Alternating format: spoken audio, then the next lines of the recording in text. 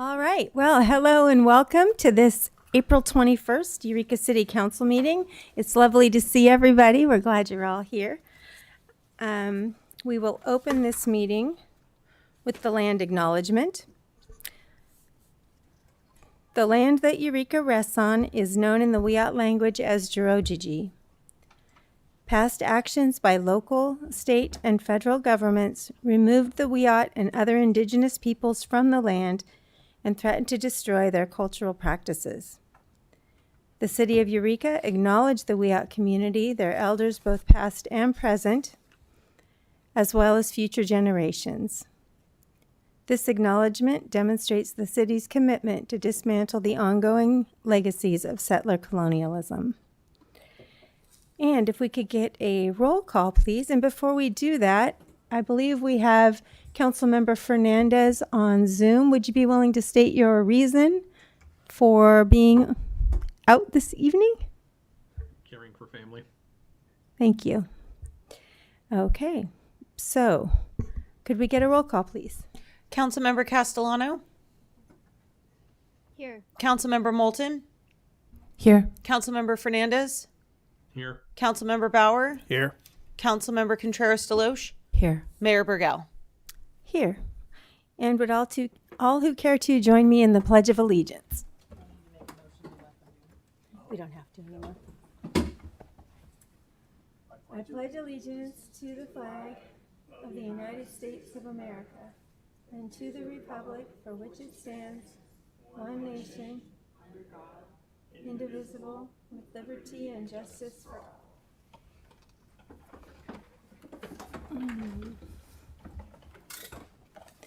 Okay, we have no closed session, so there will be no report there.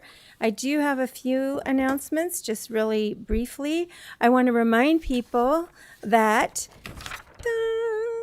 we are having a town hall, a mental health town hall, May 9th, 10 to 1 at the Wharfinger. The topic is wait, why did I do that? Turning brain science into real life resilience. This is part of the Mayor's Mental Health Initiative, partnering with NAMI, DHHS, CIT, and the Redwood Coast Regional Center. And there will be translation.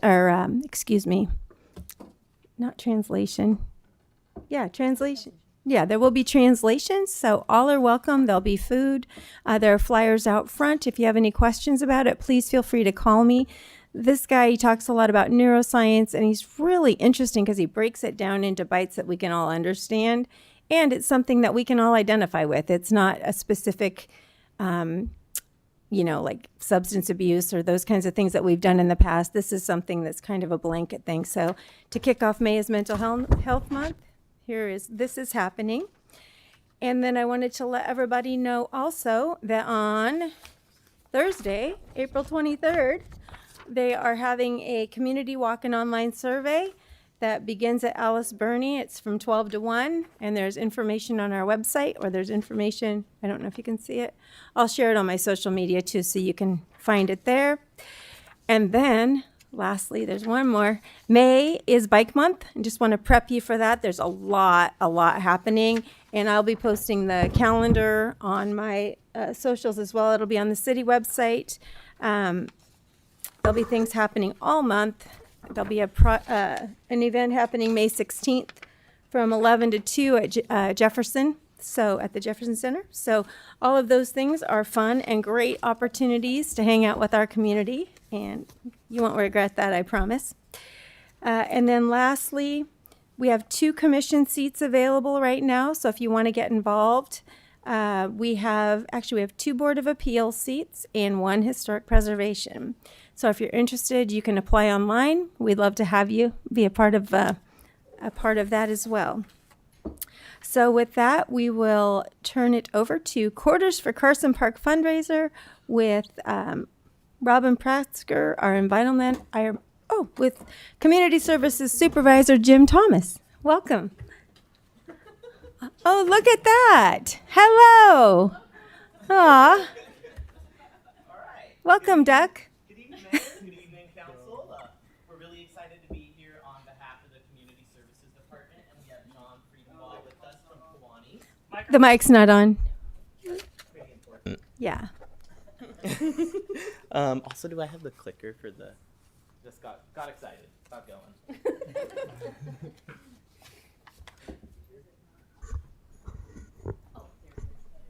All right. How about this? Yes. That's more like it. Oh. Oh, yeah. Cool. Yeah. Perfect. All right, we'll start again. Good evening, Mayor. Good evening, Council. We're really excited to be here on behalf of the Community Services Department with Community Services Coordinator Catherine Cunningham and John Friedenbaugh from the Kiwanis Club of Henderson Center. So as you know, the Community Services Department has been working with Kiwanis for their 75th anniversary to improve the Carson Park playground and rebuild the structure. So we've attached a rendering of what the play structure will look like, and we are working towards raising $150,000 to make the project come to life. We know that parks are a really important part of a healthy community, and we are just really grateful that the Kiwanis Club of Henderson Center wanted to partner with the city to help make this project come to life. So part of that is a fundraising event, and we are really excited to announce Quarters for Carson will be on May 15th, hosted at the Adorney Center. It's a quarter auction fundraiser with over 100 prizes. There's dinner included, beer, wine, and cider for purchase, and it's just a great opportunity to help raise funds and bring this project to our community. All right. And you have the opportunity actually to join us right now. We have a QR code up on the screen, and that links to some online ticket sales. So you can purchase those right now. We also have tickets for sale at the Adorney Center with cash or check. We would love for you to join us. Tickets are $20. They include dinner. You can also buy an all-in paddle for an additional $65. Or you can save some money, bring some friends, and you can get a table of 8 for just $140. And in addition to the event, there is different tiered sponsorship opportunities. So there's some information about that there. If you're interested in sponsoring the Carson Park project, contact John Friedenbaugh here from Kiwanis. There's a couple different contacts up there for you to check out and get a hold of him one way or another there. You can, so this is just a friendly reminder to get your tickets for May 15th. Help raise funds for the Carson Park project, and don't miss your chance to be the lucky duck. Well, isn't that With that, we'll turn it over for any questions. Do we have any questions for the duck or Specifically the duck. or JT? Councilmember Moulton? Thank you, and thank you for quacking us up. Oh, you're welcome. That was pro. I love these kind of quarter craze events. They're very, very lively, very energetic. It's fun just to be there and be a part of it. Do you have any idea what kind of prizes, or can you give us any examples? Do you have anything ready to talk about just yet? Yeah, we do have just from different community businesses. We have different some wine, some different canvas prints. John might have some other additional information about prizes, as Kiwani's been spearheading a lot of that effort. So he'll come up and share that. Okay. Well, we're still gathering prizes, but as of today, we have 105 different prizes. Wow. There are gift certificates. There's, as Jim mentioned, bottles of wine, a lot of canvas prints if you're into photography and artwork. We also have a Dutch raffle. Well, there'll be about 10 items in that. We have an indoor safe heater, and what else do we have for the Dutch raffle? We have some larger canvas prints. We have some fire and light items. Okay. So just a real wide variety of different prizes. So, Great. I like this. I like this style of raffle or this style of auction because it's exciting and you keep you can like bid and upbid, but you're dealing with quarters. So we can raise a lot of money all together with that many prizes. But everybody who goes, you don't have to break the bank. You don't have to bring. You don't have to be able to afford a Bahamas cruise. You can just get a nice bottle of wine. Thanks for organizing this. Yeah, absolutely. Any other questions? Thank you so much. Thank you for the time. We appreciate Hope you. to We'll see you there. Everybody there, exactly. Thank you. All right, and with that, we have a proclamation for Volunteer Appreciation Month. And if y'all want to come forward, we have here tonight with us the Eureka Police Department Volunteer Patrol, the Old Town Stewards. We may or may not have anybody from Pack Out Green Team. And then we also have Empower Eureka. And Councilmember Moulton will be reading that proclamation. Look at all these excellent volunteers in our community. Thank you so much. Appreciate you. Thank you, Mayor, and thank you all. This is a City of Eureka proclamation in recognition of Volunteer Appreciation Month, April 2026. Whereas volunteering of one's time and resources has traditionally been and continues to be an elemental part of the essence and tradition of our country and is essential to its spirit and vitality. And whereas we are a community of people who thrive on helping each other towards the shared goal of a better life and future for all. And whereas volunteerism is increasingly recognized as an important partner in government and industry in doing the work of the nation. And whereas volunteerism is vital, fulfilling, and enriching to the participants as well as to the recipients of the service, and should be encouraged for the benefit to all and the community at large. And whereas the City Council recognizes the value of Eureka's volunteers, programs such as Empower Eureka, Old Town Stewards, Pack Out Green Team, and Eureka Volunteer Patrol are dedicated groups of individuals who are vital to the present and future of our community. Now, therefore, I, Katie Moulton, on behalf of Mayor Kim Burgell and the Eureka City Council, do hereby proclaim and declare, I'm proclaiming and declaring the month of April 2026 to be Volunteer Appreciation Month in Eureka in honor of the volunteers' hard work and selfless dedication to the city of Eureka, making it a better place to live and work. Thank you.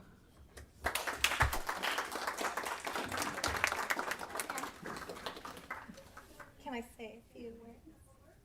I'll say something since thank you. Hello, Mayor and Council. Thank you for the proclamation and recognition of Volunteer Appreciation Week. My name is Kimberly Kiesling, and I have served with Uplift Community Stewards since the launch of the program in 2024. No. Yes. We're a team of 15 volunteers working to promote the goodwill and hospitality throughout Eureka. We focus on beautification, outreach, and resource navigation, and the promotion of the local history, culture, and arts.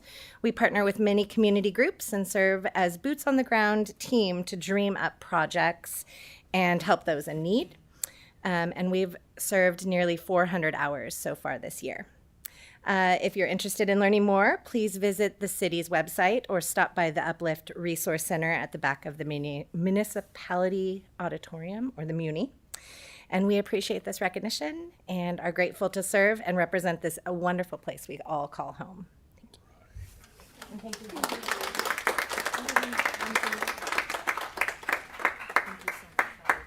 Would someone from Eureka Volunteer like to say a few words? And then we're going to get a group photo because you guys are amazing. So stay down there, Member Moulton. Hi, I'm, pardon me, I'm Stan Terrace. This is part of our volunteer patrol. We help the police department in many aspects of traffic control, parking enforcement, just anything that the chief or one of the officers need, we can help them with without no guns, no knives, no nothing, just our bodies. And we really like it. That'll be it. Thank you. Great. All right, so council, if you'd be willing to go down, we're going to get a picture with these guys.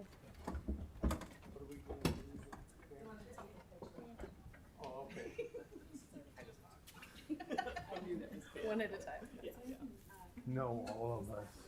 No, I'm trying.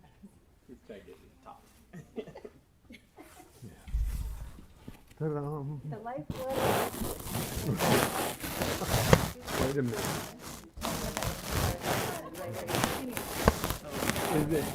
We got to get closer. Here. Kill Elsie. Okay. That's like you like each other. That was- Yeah, look at this. Hannah, are you going to get in the picture? Hannah? Yes? Yes, Hannah.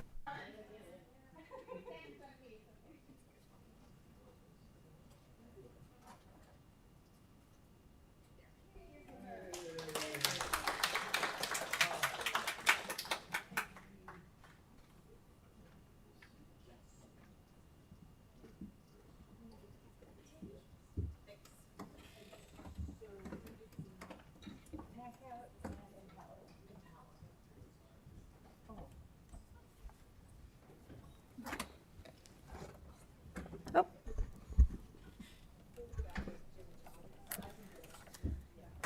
Wonderful. Okay, well, this takes us, boy, it's going to be a great night. This takes us to presentations. And our first presentation is from the Humboldt Del Norte Film Commission report with Film Commissioner Cassandra Hasseltine. I did it. Welcome.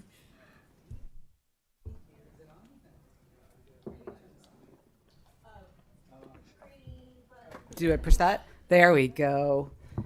It's the end of the day. My brain's not working.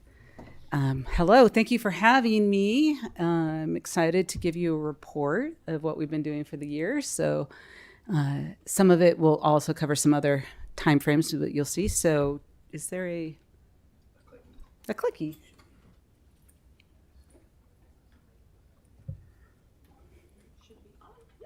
Awesome. Thank you. All right. So we celebrated our 15-year anniversary as the nonprofit that we are, as well as this happens to be my 15-year anniversary with the Film Commission. So that was pretty exciting. And we are having quite the year. We obviously had 6 Oscars were won by one battle after another, including Best Picture, which is really good for us. Yeah, exactly. Because people, as far as Murphy's concerned, have already been trying to find that phone booth. And people are excited to come up and go to different locations throughout California, but definitely here in regards to the movie. So that's pretty exciting that it did so well, because that means film tourism.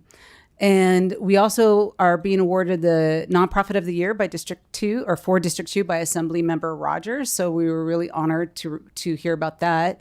And hopefully I'll be landing in time from Cannes to receive that award, because we also are the finalists for Film Commission of the Year for a region or city in the world. So thank you. We're up against people like Edinburgh, Scotland. So I'm a little nervous about that part, but really, really honored. And one thing I do want to say about One Battle, it brought in $2.1 million 2 years ago during January, when times are hard, right? And they hired over 92 vendors, and over 900 individuals were hired for that movie. We also recently got we were given a whole bunch of different numbers, but I just got the number in today from Warner Brothers that part of that 2.1 million was the hotel stays, and they spent $477,000 in hotel stays. 2 of those hotels were right here in Eureka. So we're pretty excited about that. And I am a glutton for punishment. I am part of Film Liaisons of California Statewide Flicks, which I have been on the board before and was president before. I'm the only film commissioner that I know of that will be president for the second time. So this is the over 40 film commissioners throughout the state of California. We work closely with the California Film Commission, who's also going to be going to the award show because they were also nominated best state in the world, I guess, internationally. And so I am currently vice president. In July, I'll become president again. And we do work closely with the state of California for the Film Tax Incentive 4.0 program that passed this July. And our Senator McGuire was one of 3 votes that was super important in passing that. So we had a lot to do with that. We also put on the California On Location Award Show, which last year won Battle One best team of the year for a studio feature film. I was asked to give out the award for location manager and team of the year this year for studio feature film. So they, plaster your name up on the wall, and I gave it out with the location manager from Top Gun. So it's a room full of 800 people who work in the movie industry who are location managers. So it's like free marketing for us when we do this kind of thing. And one of the things I also wanted to say earlier about the awards too is that the judges for that international award show is kind of a big deal because it's like Universal, Disney, location managers. So again, that's also really important for us in regards to being able to go to the award show, as well as since California will be there, they've asked me to be on a panel now for One Battle and representing California with Colleen, who is the California Film Commissioner.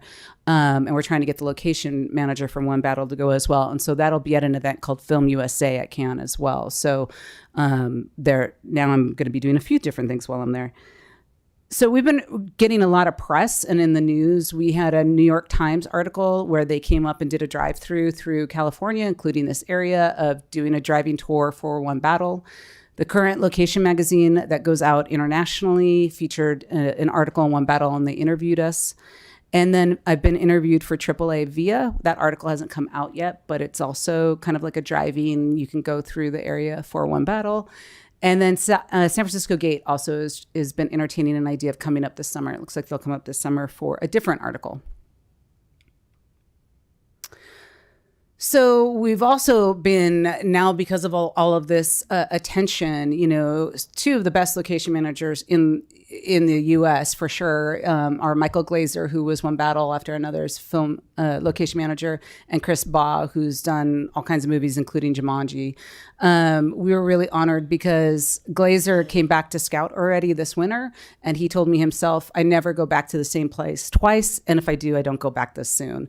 And he just texted me today. He has a different movie, a 3rd movie now too. So he is keeping us right in the forefront of his brain. So we're really excited. He is part of LMGI, Location Managers Guild International, and he may or may not have maybe nominated me as Best Film Commission for that award show as well, but we'll find out in July. And then Chris Baugh also came in January to scout for Jumanji 4. Him, the director, the production designer, they were all in love with it. They actually got into a fight with Sony about it. They didn't win, but this is the second time Chris Baugh's tried to bring a gigantic movie to us, and so we're pretty excited. He is really determined to come and do something like that. So these are good people to have fighting to want to come film in this area. So we're really excited because when they come, they bring outside dollars and hire people. So this is this year's film activity. This is just the first 3 quarters. It doesn't include this current quarter. And last year it was quite the slowdown. That's when California was bleeding out, had 50% lower production, whether it was a movie or a commercial. And then that's when the incentive became super important, that we had to become competitive with the rest of the world. So we now are seeing our numbers go up, even if the productions aren't a tax incentive based production. You can see that last year we had 10 shoots that only amounted to $170,000. This year, for the first 3 quarters, we had 12 shoots that already amounted to $761,000. When you add the multiplier, it's more like 2.2 million. So we're excited that the numbers are starting to increase back up, not only in Humboldt, but in the state of California. So some of the other activities we do is film tourism. We have the map of the movies, which we've done for about 12 years now. And between the being viewed on Google or printed or downloaded, it's now been over 400,000 times. So we're pretty excited about that. The hotels, the oh my gosh, state parks have told me it's the number one brochure that is taken, so they're really excited about it. And we keep updating that annually and adding, of course, we have so many movies now on there that we actually have on the app more movies on there than we can fit on the map. So, and we indicate that now. So the app is great because it takes you to the locations as well. And then if people would stop stealing the markers, we have markers at locations as well so that people can go take a picture with the marker that lets them know where the filming took place. One of the other things we started doing is the Redwood Coast Museum of Cinema. We're really excited. In the past 2 years, we're only open part-time, but we get about 3,000 annually now. We're starting to get a lot of donations kicking in.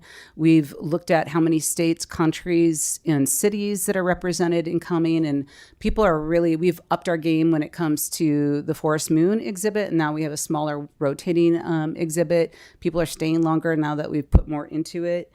And I have a long list I won't even read you. It's like 15 different schools, basically NPA, College of the Redwoods, Zane, Six Rivers Charter. The list just goes on. The L Word, Ink People Center, Eureka Main Street, Providence, Boy Scouts, Girl Scouts, of private tours that have come through the museum. And so we're really excited because we're getting to really teach people about the arts and through film. And we have our big event that is going to be coming up at the end of May, which is the Forest Moon Festival, celebrating that we have the film sites for Endor, for Return of the Jedi, Star Wars Return of the Jedi. What you can see is the list of Eureka-focused events. So there's going to be a ton of them, which we're really excited about. We're working with Friday Night Market, and we also are working with the community services for the Family Day, as well as the zoo for Forest Fest. We have a Boy Scout pancake breakfast and Eureka Theater showing Spaceballs, because why not? And it's going to be a fun event. We're super excited, besides the couple other things that we're doing for it, like our outdoor movie screening, which is, of course, free. And we have then a private event with Kyle showing the Disturbance in the Forest documentary at the museum. We also have a panel, which is going to be really excited, and that's free at Sequoia Park in the middle of the day. And that's going to be with some special guests, including Matt, who his show just dropped. He's a writer for Star Wars. He's probably written about 10 different Star Wars shows. And he just wrote one that just dropped, and it's Maul, which it got 100% on Rotten Tomatoes 2 weeks ago. So we're really excited to have him. He's still actually a Lucasfilm employee. So it's the first time that we've ever had to sign a contract with Lucasfilm over this. We talk with them and show them everything so that we don't get in trouble with any IP. But this was a big deal, getting Matt to come to the event. So we're really excited to have him on board. And it's a multi-day event. It's 4 days. So, it brings tourism from out of the area, as well as getting people out to go, participate and go to local businesses. We have a passport and scavenger hunt, so different businesses can sign up, and it's pretty exciting how many people do participate in that. And then City of Eureka collaboration, I can't thank Swan enough for, and Jim from the zoo for including us for Good Morning America. It was really fun to help, to also bridge that gap, because I speak film language. And I was really honored that they called me and said, we need you to help tell us what they're saying. And it was great. They did a great job themselves organizing it and putting together. I feel like I barely did anything, but it was really fun to help and be part of that. And I also can't thank Swan's team enough for also helping with the marketing. They've really stepped it up as far as showcasing when we are doing anything like showing a movie and or, the festival. And it's really actually done incredibly well. I can't read the tiny little number, but it's something like 500 or something there at the bottom for just the festival alone, one post. So it's the collaboration, I think, is, really important. I appreciate it. And the last slide, I just wanted to tell you that we got a new board member, which I'm really excited about, Amy Lemish.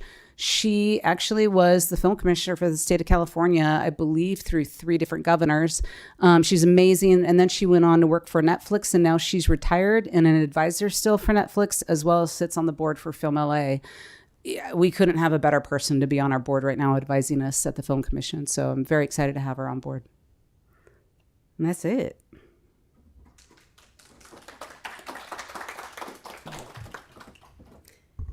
Does anyone have questions? Yes? No? That's, Councilmember Bauer? I don't have a question. I just want to say you all are killing it. So keep up the good work. Really appreciate it. Thank you. Anyone else? This really is your year. This has been amazing. Keep going. Thank you. Appreciate it. Oh, Councilmember Castellano. Thank you. Hi there. Yes, I just want to say thank you for all the work you're doing. I'm here in Sacramento this week for work, and I was at a meeting today, and your name came up in terms of just how much amazing work you're doing to promote the film industry, in Humboldt and Del Norte, and that you're doing that throughout the state, and how you have a great reputation in the state of California. So thanks for all you're doing. Thank you. And you can act too.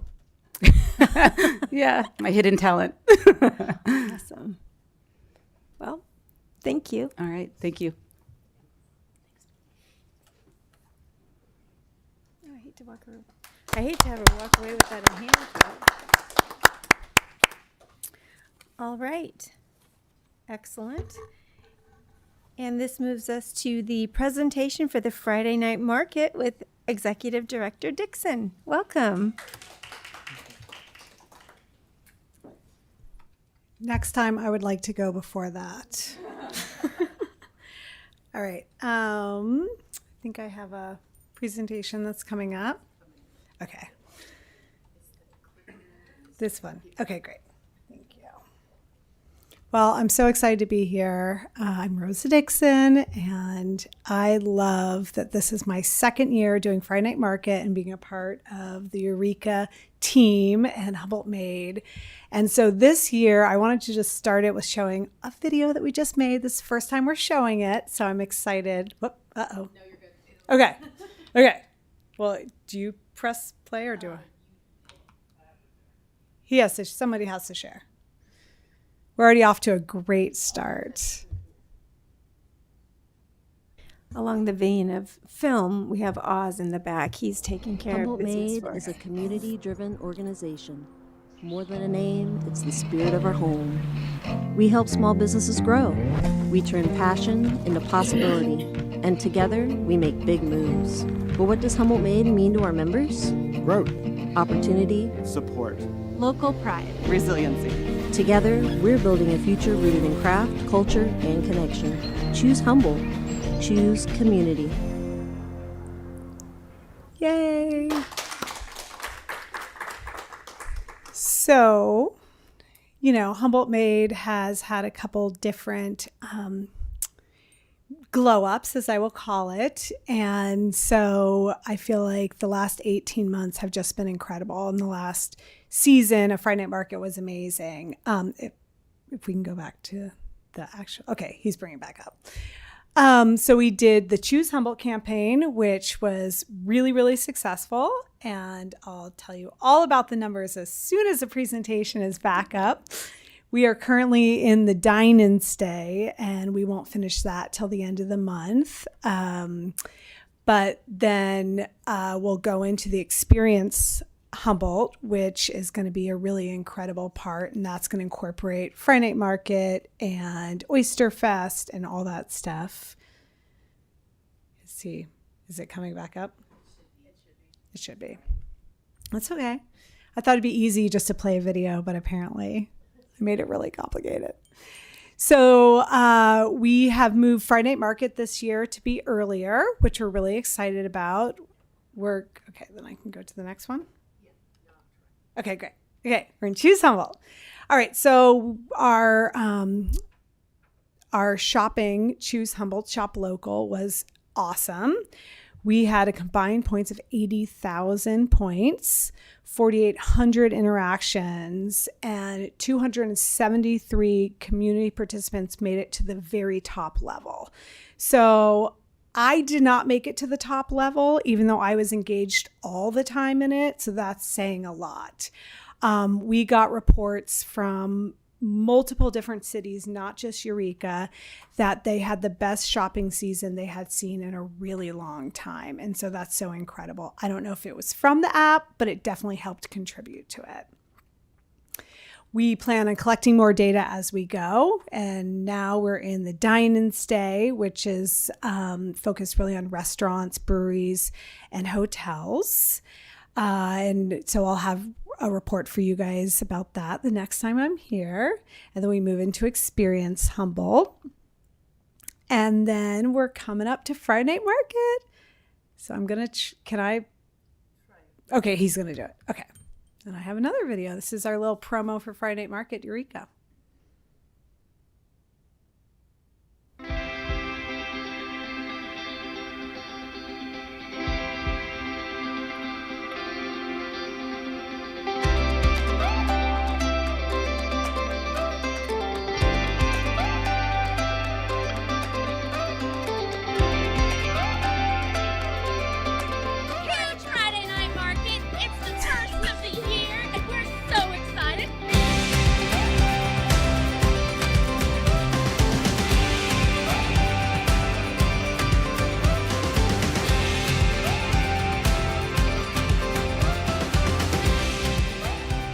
Friday Night Market, baby.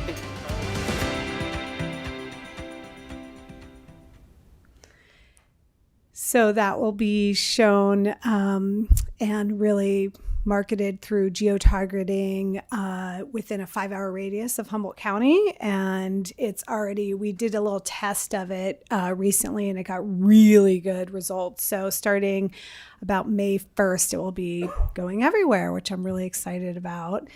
And yeah, like I said, we're going to start earlier. We're going to do the full 12 weeks that we've always done, and we'll end on August 14th, which was kind of I think it was a really smart decision with the city and us about just the numbers started kind of dying down as all the events happened in August. There's the fair, there's Reggae on the River. And so I think it's going to be incredible. We're partnering with Kinetics to launch the first Friday Night Market. And then we move to Forest Moon Festival and we have all these different things. And Olivia Gambino, she is our event coordinator for Friday Night Market and she's fabulous. So she has lots of different things planned.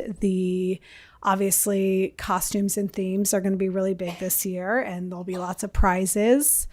A few things that are changing are that we're moving the stage from the gazebo.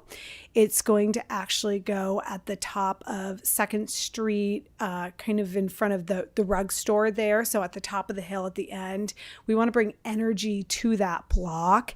And it's so congested at the gazebo. So we're going to bring down the big crab, right?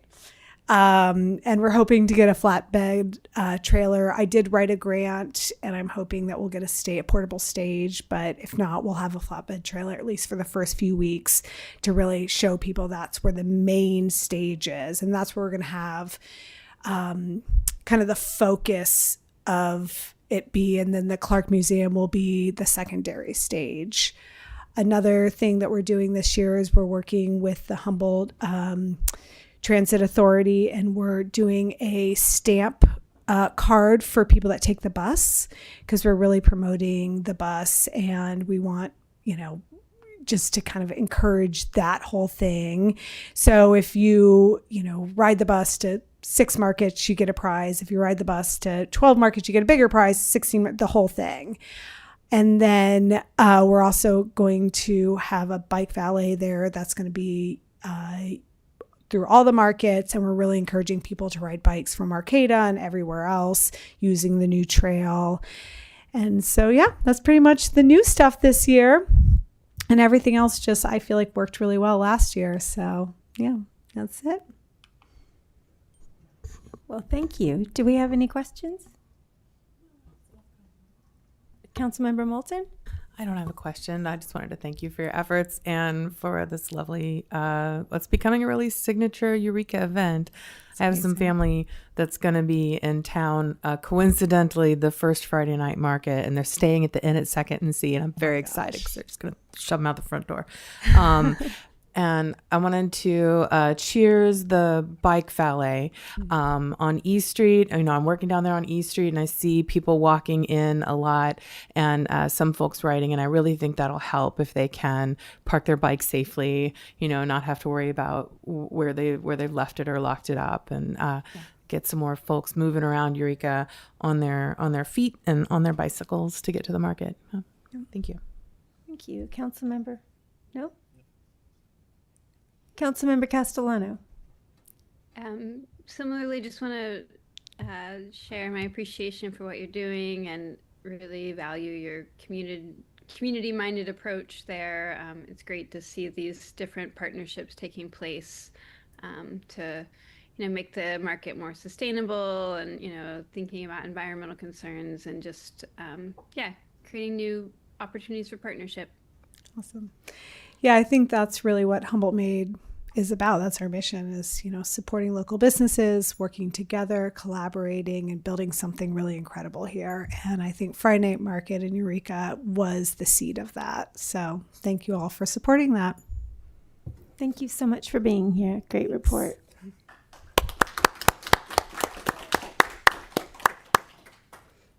All right. It's been a lovely evening so far.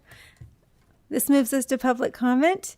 This is the time for members of the public who wish to be heard on matters that do not appear on the agenda. City Council policy is to limit each speaker to 3 minutes.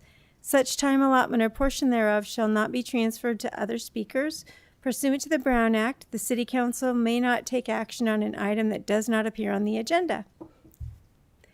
Is there anyone in chambers who came to comment on an item that is not on the agenda? Okay. Seeing no one, do you see anybody on Zoom?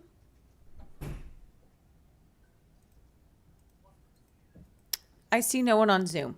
I see two. Oh, where their hands are. So it looks like Nick. Where? Oh, there we go. Nick. Hi, everyone. Can you hear me? Yes. Welcome. Hi, thank you. This is Nick again, Nick Saris. First, I wanted to say thank you to our presenters and our volunteers. Carson is my local park, so I'm really looking forward to the fundraiser. Now, I'm here to follow up on my previous ideas about getting more meetings on the calendar. I know you all appreciate data, so I decided to collect some data to back up my points.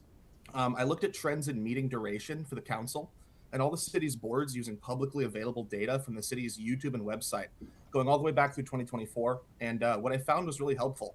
The data showed that for boards and commissions, their meeting durations are pretty consistent over time, with no strong trends going up or down.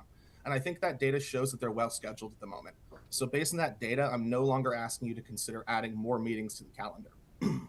Instead, I want to pivot to where I think the issue is, which is how meeting cancellations are handled. The big problem that really bothers me is when a meeting does rarely get canceled for whatever reason, that's just lost productivity. We're a third of the way through 2026 now, and the Traffic Safety Commission has had 2 of its 4 meetings canceled. That means productivity is down effectively 50% year to date on their issues. Rather than rigidly expand the schedule for everything, I think it would be smart to consider the concept of automatically rescheduling a meeting in the event of cancellation. An automatic reschedule policy would help keep productivity up even if a meeting gets canceled. It would also help take some of the burden off our board members. Right now, if they're out sick or need time off and that absence causes a meeting to miss quorum, everything gets delayed. It doesn't make sense to lose a month of progress just because someone needed a sick day. Automatically rescheduling a canceled meeting would both improve productivity and improve the experience of serving for the city. Going back to the data I analyzed, what I thought was really interesting is the data showed it's actually city council meetings that have been getting consistently longer. I'm sure you've all been feeling this yourselves, but I don't know if you've had anyone actually break down the data for you before now. The length of council meetings has risen from a median duration of 1 hour 45 in 2024 up to 2 hours 52 minutes in 2025. And now in 2026, the median is trending right around 3 hours. Yeah. I like to think that meeting times have been trending up because you've been taking on more of the city's tough problems. But it does make me worry in the future you might be facing more super long meetings and whether or not those are starting to become less accessible to the public due to their length and how late they might run. I don't have any conclusions to draw from that data right now, but I wanted to present it to you all anyway since I gathered it up so you can be aware of that trend. To sum it all up, the big thing I want to push for is the idea of automatically rescheduling a canceled meeting. I think it's a small idea that might have a big impact. I really appreciate that the city is taking on the weight of some of the community's big problems, so I urge you to consider adding some flexibility to support that weight. Again, my name is Nick Saris. Thank you for your time. Thank you, Nick. Beaudry?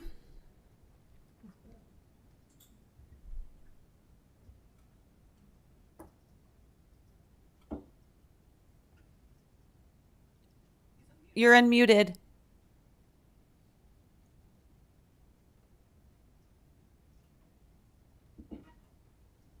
Beaudry?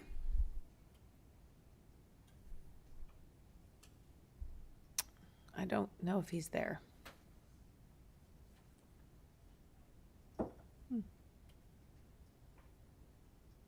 I don't know that he's there. Okay. Do you see anyone else? Let me double check. I see no one else. Okay, thank you. Last call for Beaudry. Oh, you're out. He's gone now. Okay. Looks like. Okay. Well, this moves us to public hearings. Our first public hearing is CMFA multifamily housing revenue bonds in the aggregate principal amount for the purpose of financing the green phase apartments with project manager Raymond. Good evening, Madam Mayor and City Council. Good evening. Can you guys hear me? We can. Good evening. So we are holding this public hearing known as a Tax Equity and Fiscal Responsibility Act, TEFRA hearing, to receive public comment on the proposed issuance of up to $30 million in tax-exempt revenue bonds by California Municipal Financial Authority, or the CMFA. The bond proceeds will be used to finance or refinance the acquisition, construction, rehabilitation, and improvements of a multifamily rental housing project located at various sites throughout the city of Eureka. Notice of this public hearing has been properly provided. This is an opportunity for members of the public to speak in favor or against the proposed financing. Following the close of this hearing, the City Council, as the elected representatives, will consider approval of the bond issuance. At this time, we will open the public hearing and invite public comment. I would like to introduce John Stoker to answer any questions the City Council or the public may have.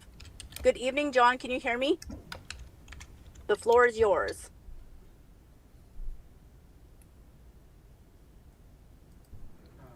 Were you asking for questions or was he giving another partial report? He's available if there are questions from City Council or from the public. Okay, great. Okay, so are there any questions? Councilmember Bauer? Yeah, I just had one question, and maybe it's more for the public. The city of Eureka is not taking out these bonds, correct? I mean, we have to basically go ahead. These are applied for by developers, and in this case, it's the Eureka Housing Authority. Correct. So it's no cost to the city. No. Well, there's staff time involved in coordinating the application and doing these processes here, but yes. Okay, thank you. Okay, so seeing there are no other questions, we will open up this public hearing. Is there anyone in chambers who cares to comment on this item?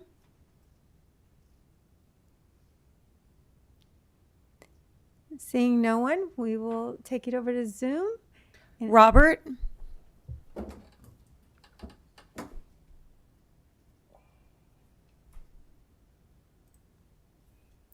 He was there. Okay. Ben? This is Ben Barker with the CMFA. I'm filling in for John tonight. CMFA had about 20 TEFRA hearings over the last day or so. So I can help answer any questions if there's anything that comes up. Great. Welcome. Thank you. Do you see anyone else on Zoom? I see no one else. So we will close the public hearing and bring it back to council for a motion, a second, and discussion. Councilmember Bauer? I'd like to make a motion to hold a public hearing under the requirements of the Tax Equity and Fiscal Responsibility Act and the Internal Revenue Code of 1986 as amended and adopt the resolution of the City Council approving the issuance of the bonds by the California Municipal Financing Authority in an aggregate principal amount not to exceed $30 million for the purpose of financing or refinancing the acquisition, construction, rehabilitation, improvement, and equipping of green phase and certain of the matter relating thereto. I'll second. So we have a motion and a second. Is there any further discussion? Seeing none, please vote.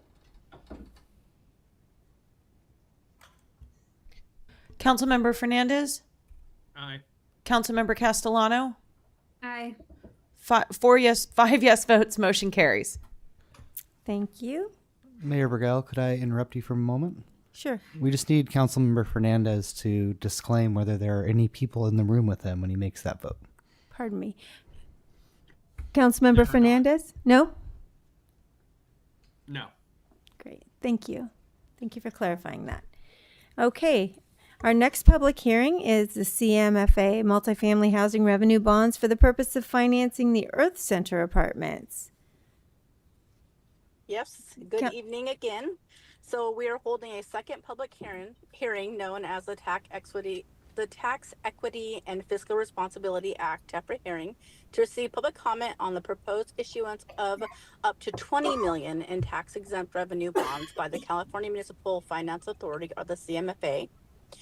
The bond proceeds will be used to finance or refinance the acquisition, construction, rehabilitation, and improvement of the Earth Center Apartments financing, a multifamily rental housing project located at 700 3rd Street in Eureka.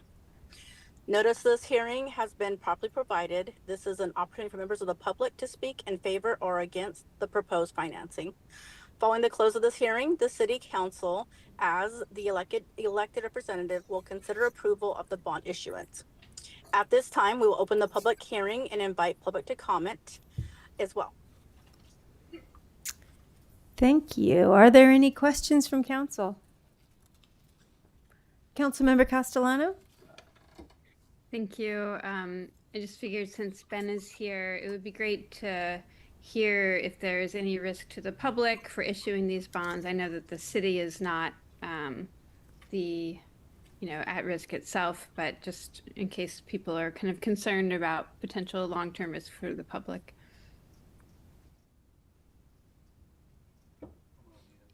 Ben? Thank you. Can you hear me? We can. Perfect. Yeah, so CMFA is acting as the conduit issuer. The city is not issuing the bonds. The city's not taking on any risk, liability, or moral obligation with the bonds. The CMFA is the bond issuer and would have those risks that would go along with it. And that's why these bonds are structured. That's why this structure is this way, is to help the city through this process. Great. Thank you. Anything else? Seeing none, we will open the public hearing. Is there anyone in chambers who cares to comment on this item? Seeing none, we'll bring it over to Zoom. Do you see anyone? I see no one on Zoom.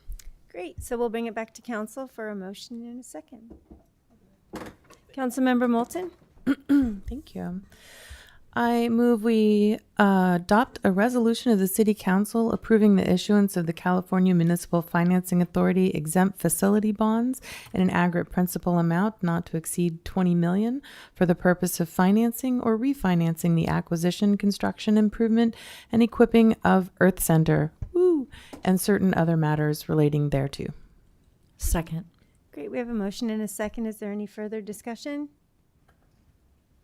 Seeing none, please vote. Councilmember Fernandez, Aye. Councilmember Castellano, Aye. 5 yes votes, motion carries. Excuse me, Councilmember Fernandez, are you alone? Or are you with someone? The answer's still no to the best of my knowledge. Great. Thank But you so much. Seriously, no. Yeah. Appreciate that. All right. Our next public hearing is to legalize existing covered outdoor patio, formerly Seamus T-Bone's Restaurant, with Associate Planner Gonzalez. Welcome. Thank you.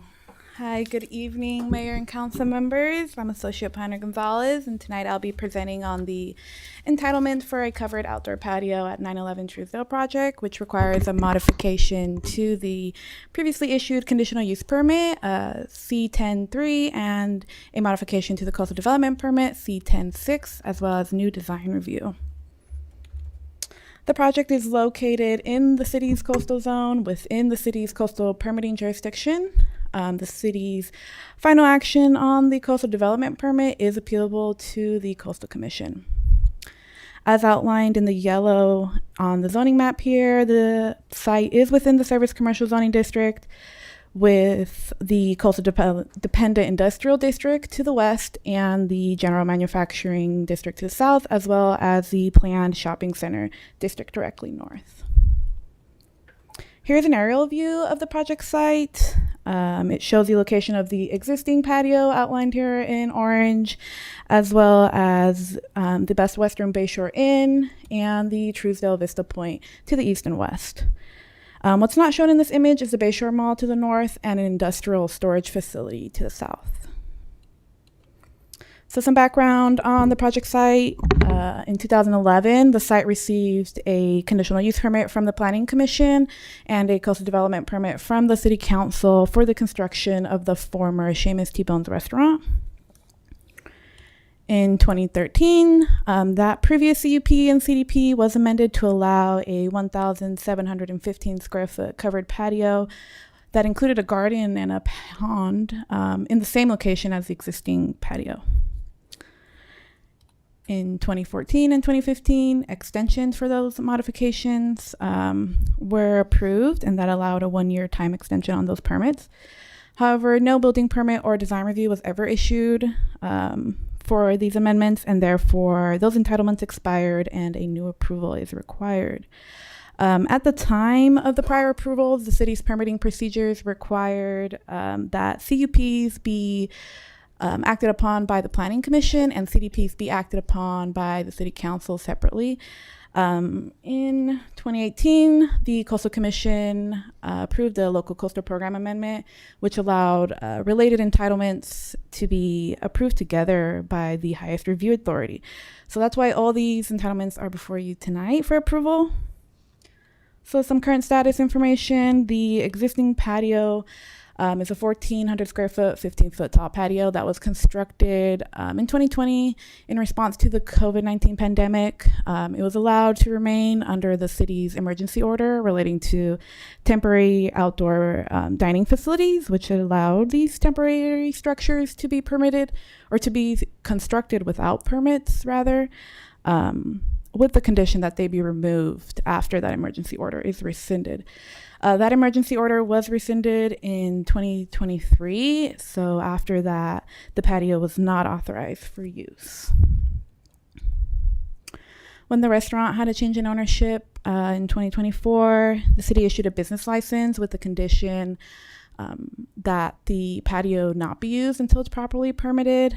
So that's why we're here tonight. Some required findings and analysis. The project involves the same type of use as previously analyzed and approved in the 2013 CUP amendments, and it maintains or reduces the scale of development that was previously approved in that CDP.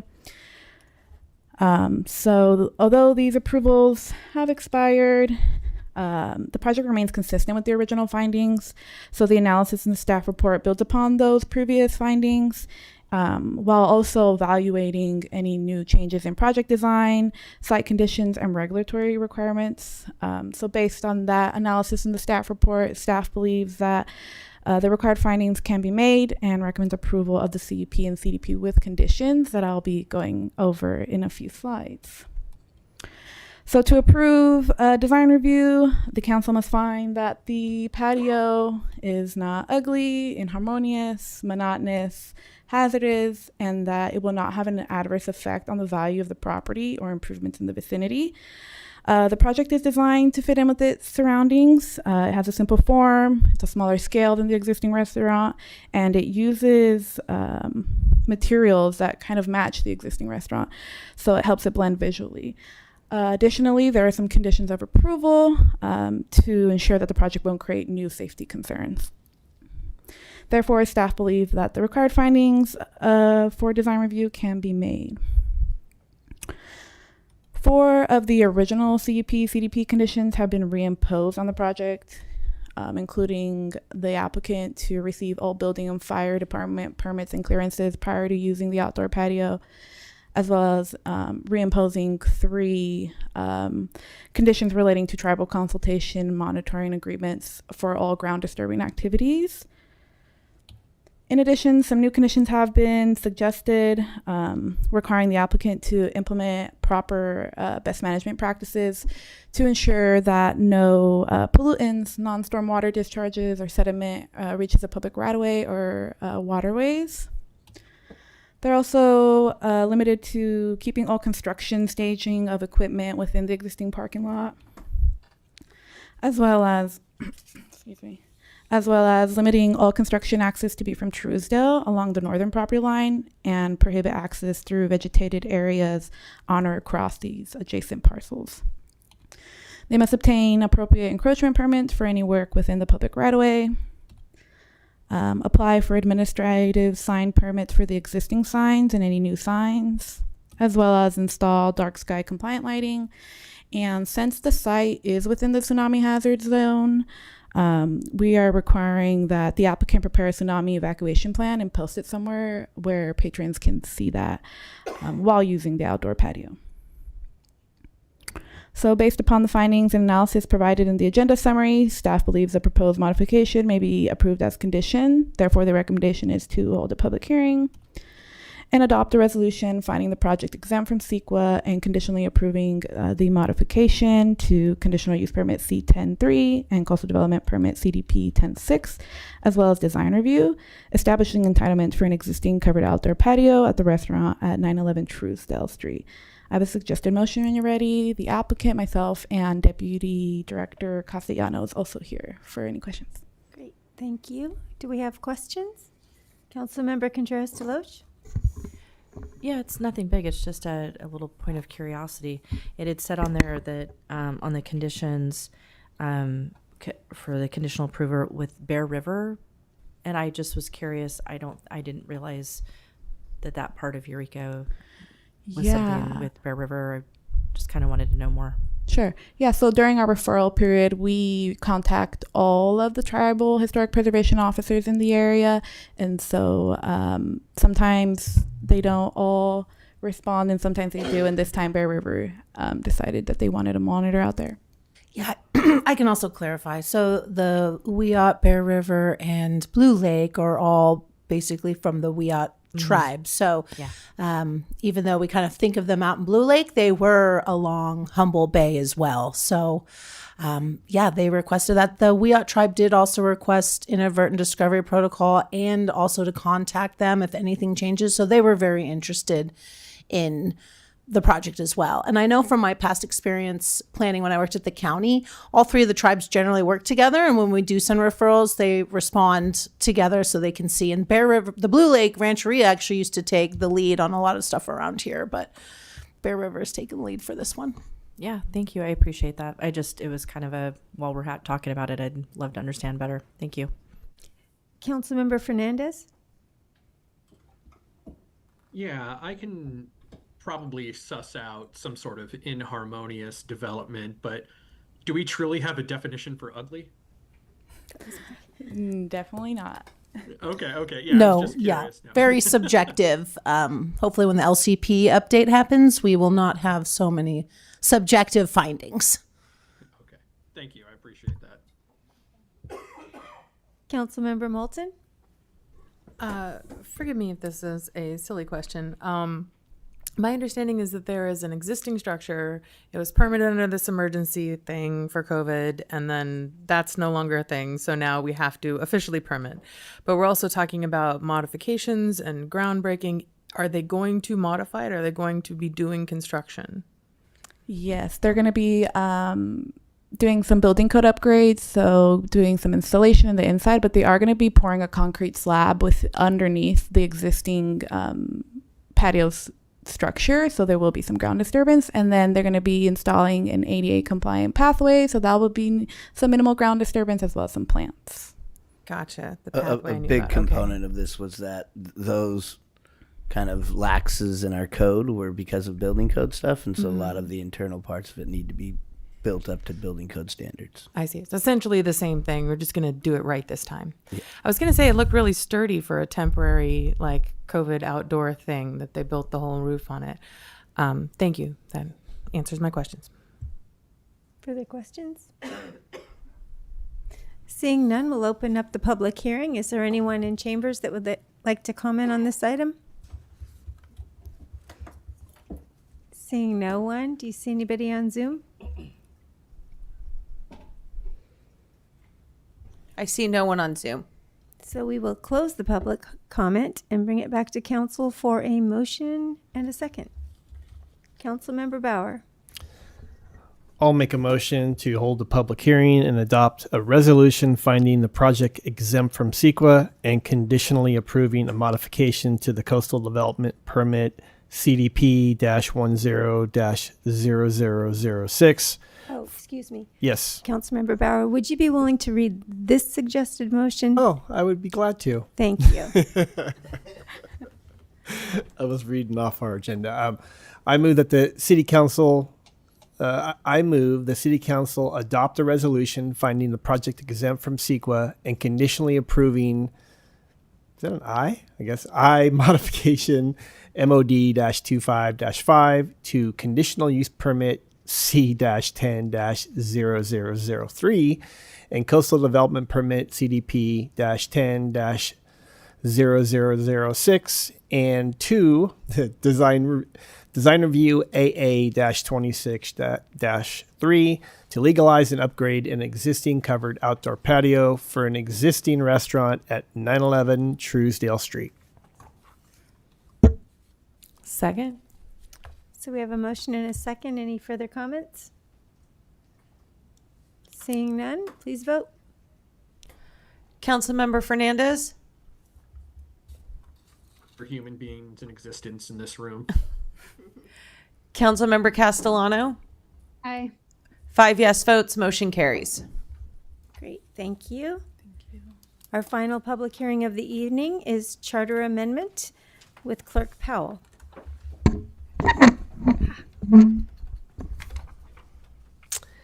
Mayor and Council, at the special workshop held on the 7th, Council discussed the opportunity to put on the next November 3rd ballot a initiative to change salaries for the mayor and council. At the time, you directed us to come back with what that charter amendment would look like, with the wording, and then the ordinance that would go along with the charter amendment that would establish the actual salary for the mayor and council, and the any type of cost of living increase, and the review of that by our finance advisory committee. So before you tonight is the wording for the charter amendment, and then the proposed ordinance that is establishing the salary for the council at $1,000 per month, and the mayor's salary at $1,250 per month. At this time, if you have any questions about the ordinance or the amendment, I'm here for that. And the plan would be to bring this back at another public hearing as the state law requires. And we would set that for a special meeting on May 26th, Tuesday. And we would do the budget workshop and this charter amendment public hearing at the same time to fit the schedule that's necessary to get this ballot initiative onto the ballot in November. So with that, any questions? Great. Any questions? Councilmember Moulton? Thank you, Mayor. Again, forgive me if I'm just not seeing it. Looking through, I have a couple of comments, but I'm going to question because there's a piece about when a pay raise would take effect. I see the guidelines here. I see the finance committee recommendation, but then the piece about like it would take effect when the next council is elected. It would take effect on January 1st of 2027 is in the agenda summary. And so in the question that we would propose for the ballot, that is where the effective date would be inserted. I'm sorry, that was where the what would be inserted? The effective date of the salary. So the or the change. So if the ordinance passes, or if the initiative passes the voters, there would be a date when that would take effect. Yes.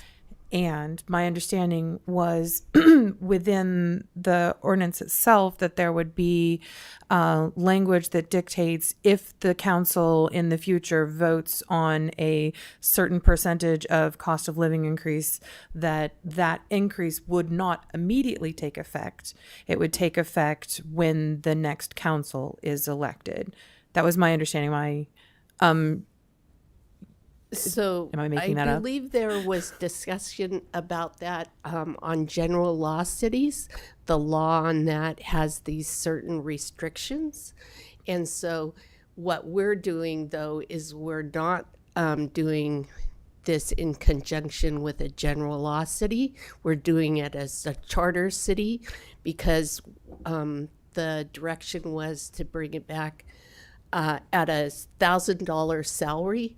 And we only can do $950 if we want to start as a general law. Sure, yeah. Yes. There was pieces of the general law that we sort of picked and chose what we wanted in order to do this ourselves. My understanding was that limitation on when the pay increase would take effect was part of what our recommendations were. I could be incorrect. We could talk about this. So then, as it's written now, if a future council votes to, based on the finance committee's recommendation, votes to implement a cost of living increase, it would then take effect immediately? It would be, let me see how,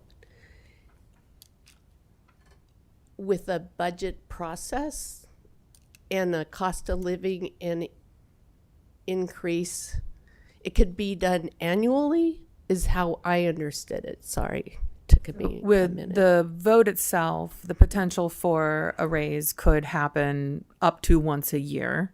Correct. But once the vote happens, I just like this idea of creating ways that it removes the ability for a future council to just vote itself raises. Okay, so limiting it to once a year, great. Is anyone else concerned about the language that potentially limits or dictates when an increase would take effect based on the date of the vote, or based on the election or the terms of the council? Do you remember what I'm talking about? I'm hoping I can help clarify this, but there was a discussion that this using the general law rules was that if you let's say this current council was to vote and say that yes, we want to raise, and then the term comes up in November where there's an election, and if that same council was reappointed, unless there was a change on that council, it wasn't going to go forward. Is that what you were getting at? Until that new council was seated. Right. So the council would always be voting on the pay increase of the next council. Yeah. And the next council starts when any one person is new to the council. Yeah. But then it takes effect for everybody so that everybody on council is being paid the same amount at the same time. I'm not wedded to this. I just thought it was part of it and found it missing. So do we want that in there, or are we happy with this as written? I actually recall the discussion being once a year, but does anybody else have any comments on that? Councilmember Contreras Deloach? I had remembered it the way you did. That's what I thought it was too. I thought that was the discussion we had as well, and so yeah, that's what I thought, because I recall specifically asking and pointing out at the time. I think I pointed out that this council, no matter what, because Councilmember Castellano is termed out, because that is going to be a new person, that this would apply to us immediately. It wouldn't be delayed. It would apply to whomever is in office January of 2027. I didn't recall that getting scuttled or changed. There was a lot of questions that night, though. I think it sounds like, yeah, when we dismissed the idea of taking the general law language whole cloth, we were picking and choosing that whether or not that specific piece got picked and chosen. I think clearly they didn't think so. Member Bauer, did you have something? Yeah, they've got hands up there. Oh, I got.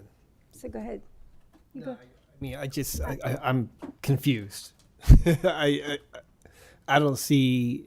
Is it an optics issue? Like, what are we concerned about with doing? I mean, the pay is pretty, frankly, minimal. Sure. And I just think, like 5%, I don't see it being an issue. Or if the public is concerned about that, I would be wanting to understand why. It doesn't seem like it's a large expense. I don't know. It's just my personal feeling. Councilmember Castellano and then Moulton. Yeah, I mean, there's no way I'll benefit from this. But anyway, I'm not concerned about the optics in terms of, it's people still aren't getting paid a lot for their service, and I think it would be great personally to go ahead and implement it in the coming year.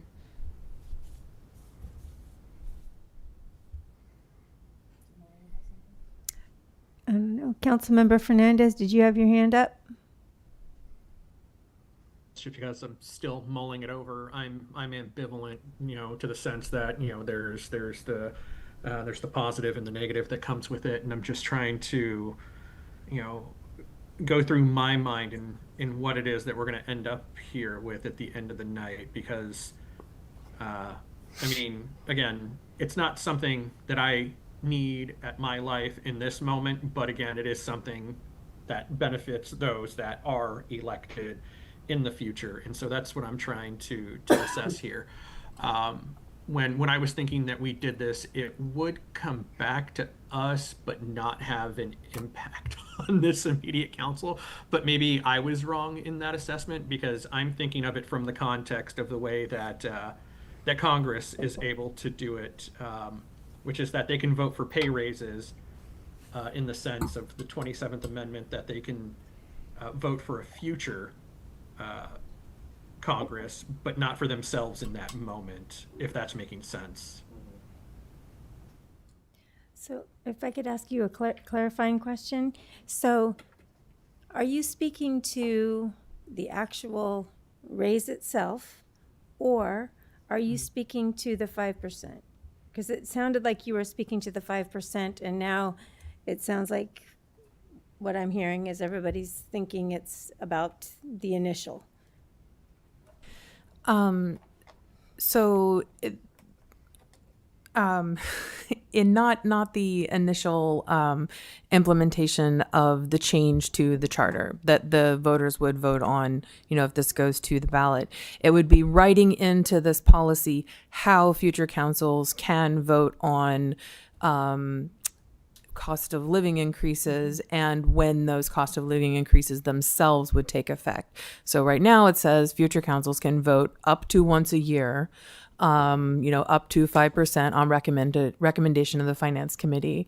But it doesn't talk about when that raise would then take effect once it is voted on. There was this in the general law, it says that basically your councils would always be voting on the pay of the next council, whether or not these individuals are on that council. And a new council starts when a new person comes on council.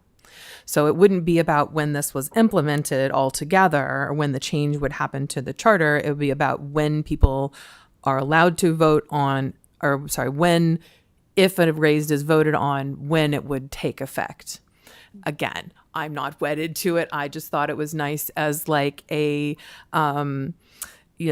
because then the council would always be voting on the pay of the council to succeed them rather than voting on their own immediate paychecks. Although I understand that even if it was done this way, a pay raise wouldn't necessarily like instantly appear. There's processes. So is this something that would then help the public to understand that we're talking about the long-term viability and accessibility of this job as something that people who live in the city can afford to spend their time doing? Or is this just complication and nuance that folks aren't necessarily going to care about? It's already limited to 1 year. It's already limited to a maximum of 5%. It's already going through the finance committee. Is that enough? Or do we want this additional sort of restriction on when money would happen?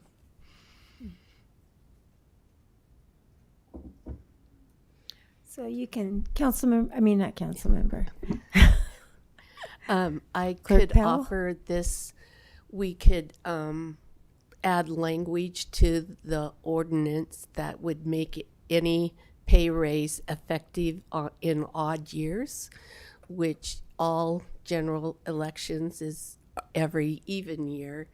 And so the council before that odd year would be making the decision of any raise for the council members for the term in the future that begins usually at the end of the even year and starts on the odd year. So that would be a suggestion, but it would mean it would be every 2 years, not annually. You just made it more confusing. Yeah, I don't know if that answers the concern. I'm But I see fine what she's dropping saying, this. because does it- anybody want to not drop it? But I see what City Clerk Powell's getting at. If you do it the way that you're speaking of, it would still be implemented every 2 years. So even if you did it where you could vote 1 year 5%, and it wouldn't actually happen right then. And the vote next year, you'd vote another 5%, and then when the new council came in, it'd be 10% when they came in. So either whether you do it the way that City Clerk Powell is talking about it or the way that you're talking about it, that raise isn't going to come in but every 2 years. Yeah. If you do it that way. Okay. So do you think that the voters would be concerned about, like, as it's written now, the fiscal impact being ever so slightly higher because of the potential earlier implementation of a cost of living increase once it's voted on by the future councils? Or does it matter? Councilmember Contreras-Deloche? Well, I think since this is going to be put to the voters, and we don't really know how they're going to vote, but we'll find out. And I think that's okay for us just to, make sure that this is written as clearly and transparently as possible. And like, hey, this is the process, and they can decide whether or not they want to do it. I think, ironically, you guys, know that I started like as a no, like, why are we even, looking at this now? But after the discussion at the last meeting, my only quibble with it is that I just, based on the arguments that you guys have made, don't think that it goes far enough in addressing what you guys are trying to do, which is create a income that's more reflective of what this was in the past and enables more people to be able to take these positions. And since it has to be a charter amendment, my only objection to it is that I just don't think that if that's what we're going to try to do, that we're going far enough with it. And that's, and I understand how that looks. Ironically, I started out as a let's not even have the discussion. But we did, and I listened to what you guys said. And this went from being paid at a level of a full-time job. We all know that this is solidly a 30-hour week, at least. And so it's my only quibble, but I think they're going to understand it. I think it's written clearly. I don't think that makes a difference. I think if we did the every other year thing, I think that's going to be kind of confusing and muddy the water. We're already going to have it go through the Finance Advisory Committee. And so, we've got multiple layers of accountability here, and layer one is, we're having this transparent discussion and process, and layer two is, the voters will be able to say yes or no. And if yes, then, any kind of movement on it would be dictated by this Finance Advisory Committee. So I think we've left that in everybody else's hand and kind of given that power to the people. So I think we've covered those bases. So if there are no further questions. Councilmember Fernandez has his hand up. He does? Yes. It's Councilmember Fernandez, I couldn't see your hand. It's tiny and in the corner.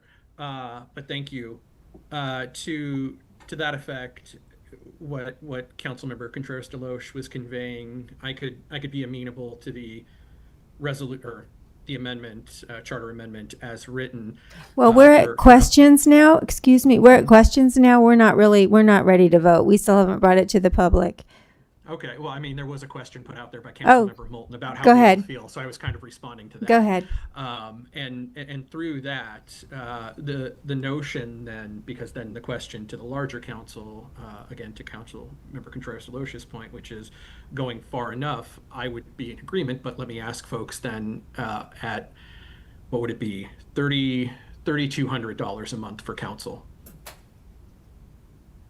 because that would be $20 an hour at 40 hours a week.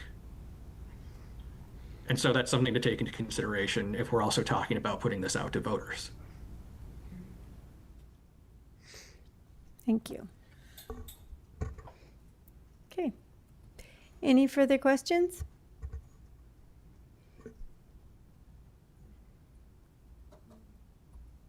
Did you have anything to add, Councilmember Fernandez? Oh, you just muted. Okay, so we will open the public hearing. Is there anyone from the public here in chambers that would like to comment on this item? Seeing no one, is there anyone on Zoom? I see no one on Zoom. Great. So we'll close the public hearing and bring it back to council for a motion, a second, and more discussion. Mayor, we don't need a motion or a second, just we do. a direction. Oh. I'm sorry, it was listed under a public hearing, so. Yeah, usually we do, but because of the charter amendment. Great. So do you have the direction you need? Is there any further comments? Councilmember Moulton? Thank you. I just had a couple of things that stuck out to me on the, because this is a draft ordinance. Yes. Yes, that's the ordinance. On 30.24, future salary increases for city council members, yada, yada. The last sentence says it'll go to the Finance Advisory Committee, which will make a recommendation prior to council approval. Should that be council consideration? Thank you. Okay. And then on the... I guess on the agenda summary, it doesn't really matter. Never mind. That's all. Thank you. Okay. Okay. You have the direction you need? I do. Oh, I see Councilmember Fernandez may have a hand up, and he does. Yeah, the same section there, 30.24, but in the brackets, insert standard reference index for cost of living calculations. Have we determined what yet that might be? I haven't pulled that, but there's different regions that we use, and I just need to use the region that reflects our city. Okay, that's good to know, because then the follow-up was like, is that something that can be changed easily if this gets passed? So, thank you. And then just to follow up, does May 26th work for the second public hearing and for a budget workshop for everyone? Since I have you captive, I thought I'd ask. Works for me. Works for me.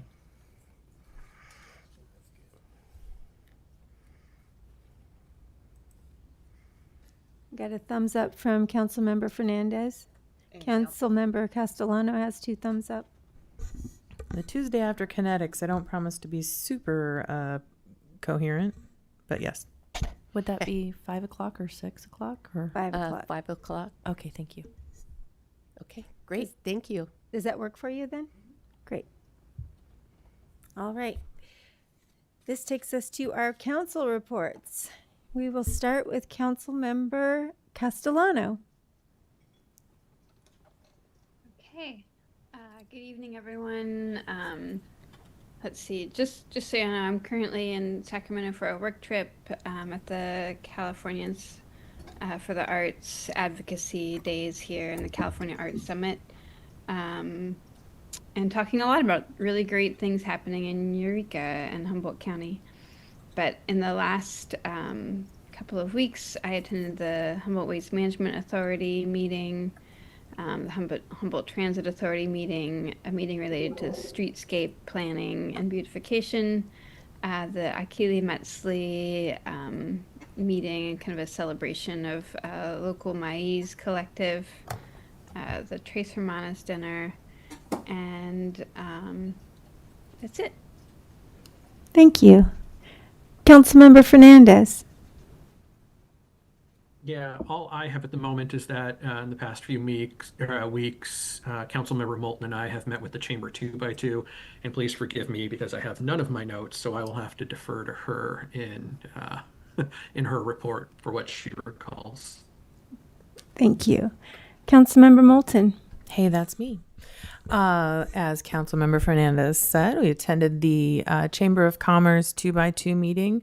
Always good to have the city and the chamber collaborating. We talked about Operation 101 that the EPD is doing, helping clean up the south entrance to Eureka, disaster preparedness, attracting and keeping new businesses in Eureka. We discussed the fate of the Bayshore Mall, always a hot topic, the city's ongoing efforts to help people experiencing homelessness, and how the chamber members might get involved in helping. I attended the League of Women Voters luncheon. Some great speakers. Sue from Bell Star Clothing, former Mayor Susan Seaman, current County Supervisor Mike Wilson. Good time was had by all. We celebrated Earth Day in Sequoia Park with an event called Compost Under the Canopy, where I got to meet lots of cyclists who are interested in improved bike facilities but weren't sure where to find the details. It's great to have people coming up and cheering on some of the stuff that's going on. I know it can cause inconveniences for folks. So the people who are actually finding it safer and easier to ride around the city when they get a chance to talk with me, it's always nice to hear. But I wanted to point out that the bike plan can be found at eurekaca.gov. The city's website has a great little chat bot. Put in bike plan. Also, they're currently looking for input on potential changes to G Street, another part of the bike plan. And up in the second ward, the Sunset Heights development is at the stage where they're looking for good input around transportation. So especially if you use public transportation around the Eureka Mall, like going to Winco, or the housing up there, driving, biking, taking the bus, whatever you do around there, they're looking for folks to give input on how that all works. So when we choose improvements, we're choosing ones that reflect the needs of the community. That's all I have. Thank you. Thank you. Councilmember Contreras-Deloche. Thank you, Mayor. I attended, I went to the League of Women Voters luncheon as well. Got to hear our former mayor, Susan Seaman, as well as Mike Wilson speak, Supervisor Wilson. Those were excellent speakers. And then I had a meeting with Redwood Core Hub about offshore wind, and some of the things are still progressing. Things are still moving forward. There's a number of different areas where they're working, and producing reports, and so that, they're ready, moving forward. I attended the NALIO Latinas in Leadership conference. That was really great to get to meet with electeds from around the U.S. Just discussions about, some of what they're facing in their different communities, and, different strategies moving forward. I also got to attend NALIO's HUD rules and family separation. This was an informative one that I So one of the areas being targeted right now are families who receive some sort of HUD or housing vouchers. And there, I don't know if you're familiar with the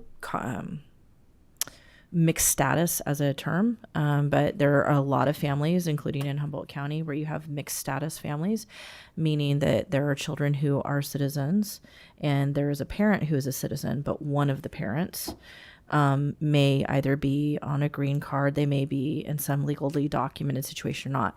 Why this is important to Humboldt County and actually across the U.S. is that what's happening is people are erroneously being told to vacate housing or are vacating housing, and so this is leading to a it's starting. We've got this rumble kind of going, and it's going to leave potentially quite a few children, even just in our own county, at risk of potentially houselessness, and certainly housing insecurity.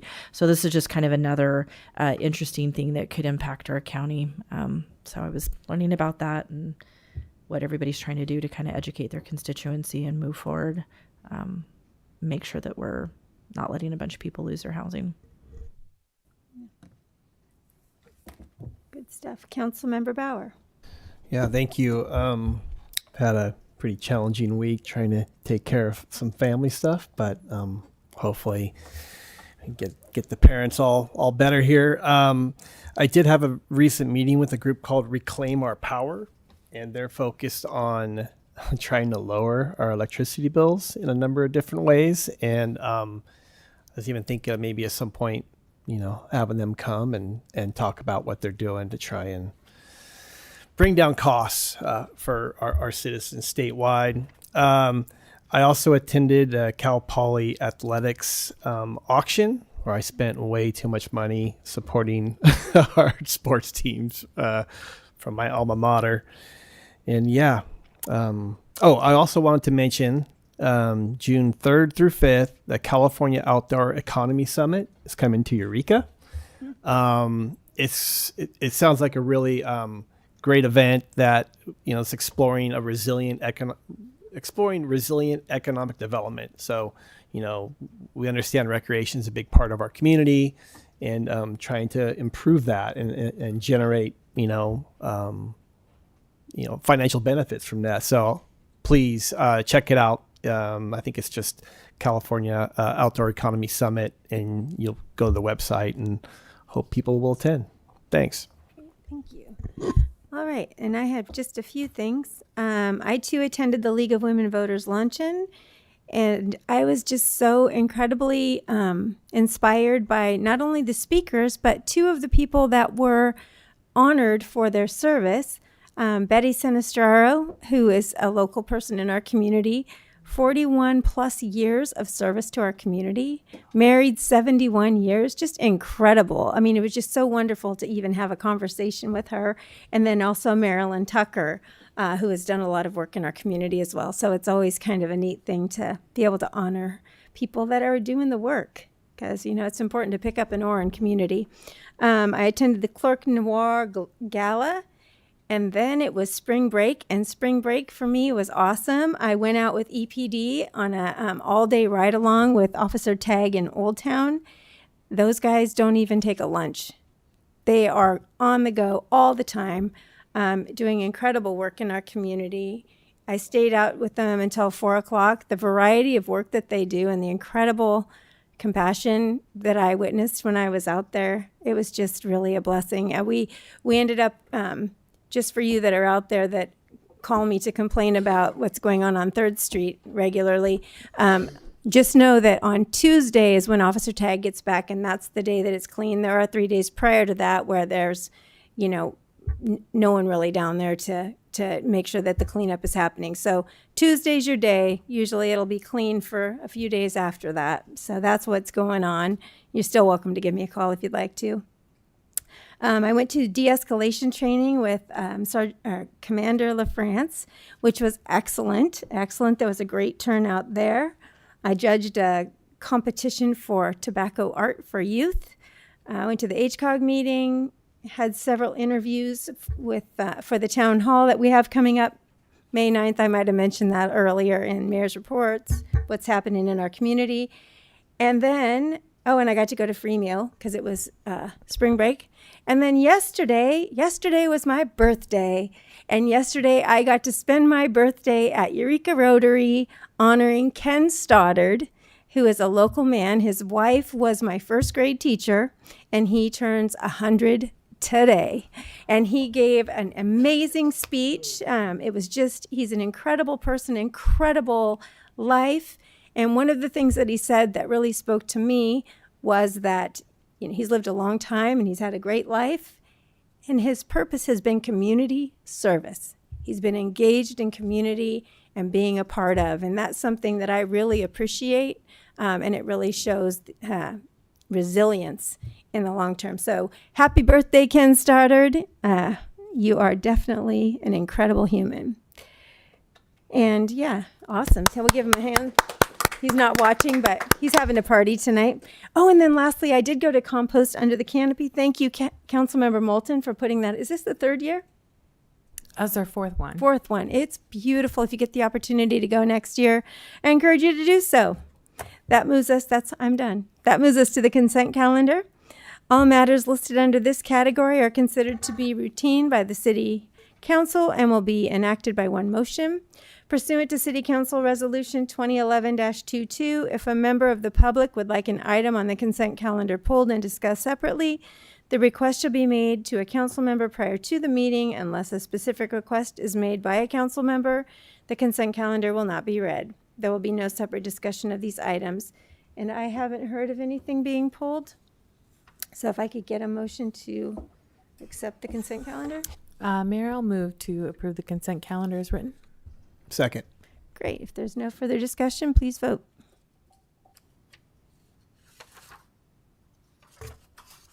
Councilmember Fernandez, Aye. Councilmember Castellano, Aye. Still with no human beings present. Other than Councilmember myself. Councilmember Contreras Deloche. Thank you. 5 yes votes. That's okay. 5 yes votes. Motion carries. Legislative action correspondence, Councilmember Bauer. How'd you know it was me? Yeah, I do have one, and I don't think we've taken a position yet. A Senate Bill 875, Senator Wiener, and this one, as most of us know, our utility bills are continue to climb every year, and when you have a publicly owned utility, they're about 50% lower, and that's the case in Sacramento and Palo Alto. So his bill essentially, I think it was Sacramento Municipal Utility District. It took them 30 years. It was an incredibly long process, but once they got through, they actually purchased and created their own utility. Their rates are 60% lower. So what his bill is attempting to do, and it's a complicated bill, but it's trying to make it easier for, let's say, Eureka wanted to form its own utility and take over all the infrastructure that goes with that. It makes it much easier because the current process going through the California Public Utilities Commission is wild, to say the least. So this is a really good bill. I've always thought it would be amazing if Eureka could be its own utility. It is a process, but frankly, the only way for us to lower our rates is to become a public utility. So I support his bill. I think it would be great. I would like to see us submit a letter that says that. Okay. I don't see thumbs up, thumbs down up there. Thumbs up, thumbs up. All Great. right. Thank you. So it looks like consensus. Thank you. Anything further? No. Okay, ordinances and resolutions. Bill number 1058-CS, TOT ordinance update with Deputy City Attorney Holtz. Thank you, Mayor, and good evening, council members. This bill is before you, having been introduced last meeting.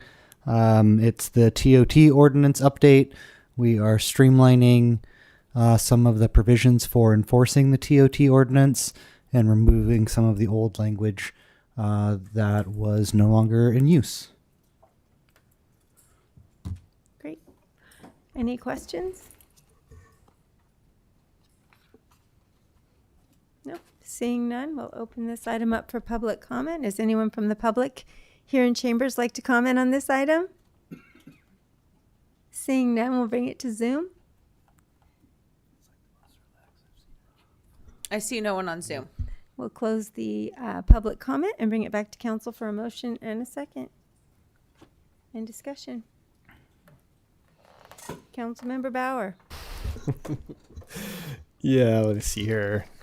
I will make a motion to waive full reading, read by title only, and adopt bill number 1058-CS, an ordinance amending Title 3, Chapter 35 of the Eureka Municipal Code, amending sections 35.070 through 35.084, bringing into compliance the transient occupancy tax provision. Second. We have a motion and a second. If there's no further discussion, please vote.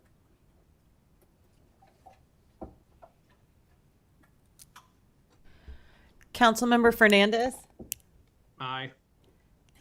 and there's Still no one here other than me, correct? Councilmember Castellano.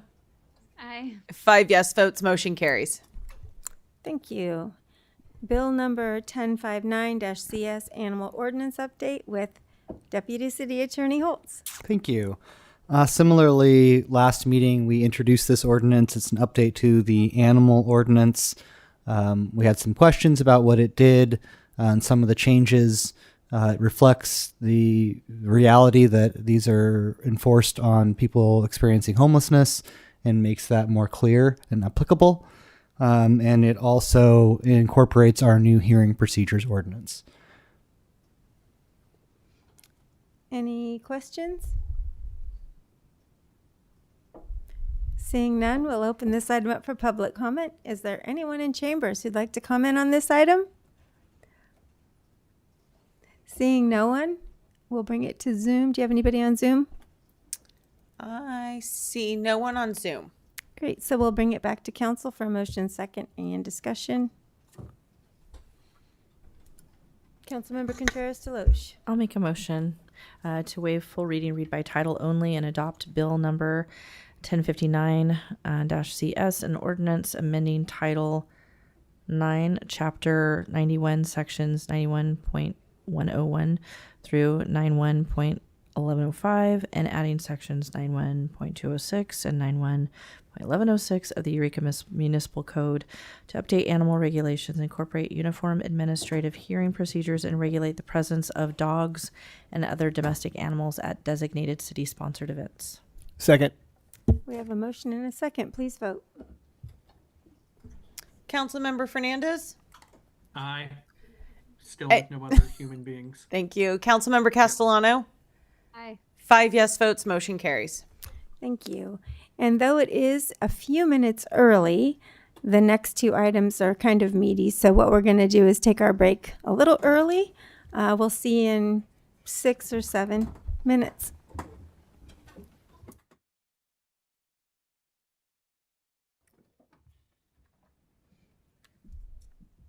Thank you. So we are going to be reconvening this April 21st, 2026 meeting and opening with the revised Artificial Intelligence AI policy with Finance Director Millar.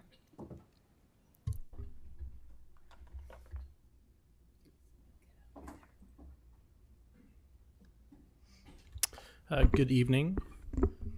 Tonight's report is a updated AI use policy.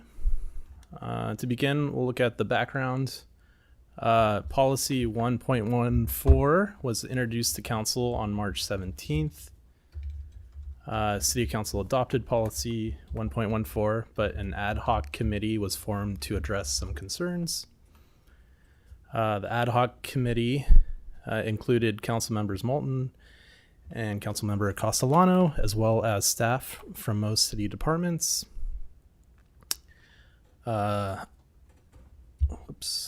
The meeting occurred, or the ad hoc meeting occurred on March 30th and resulted in the following revisions.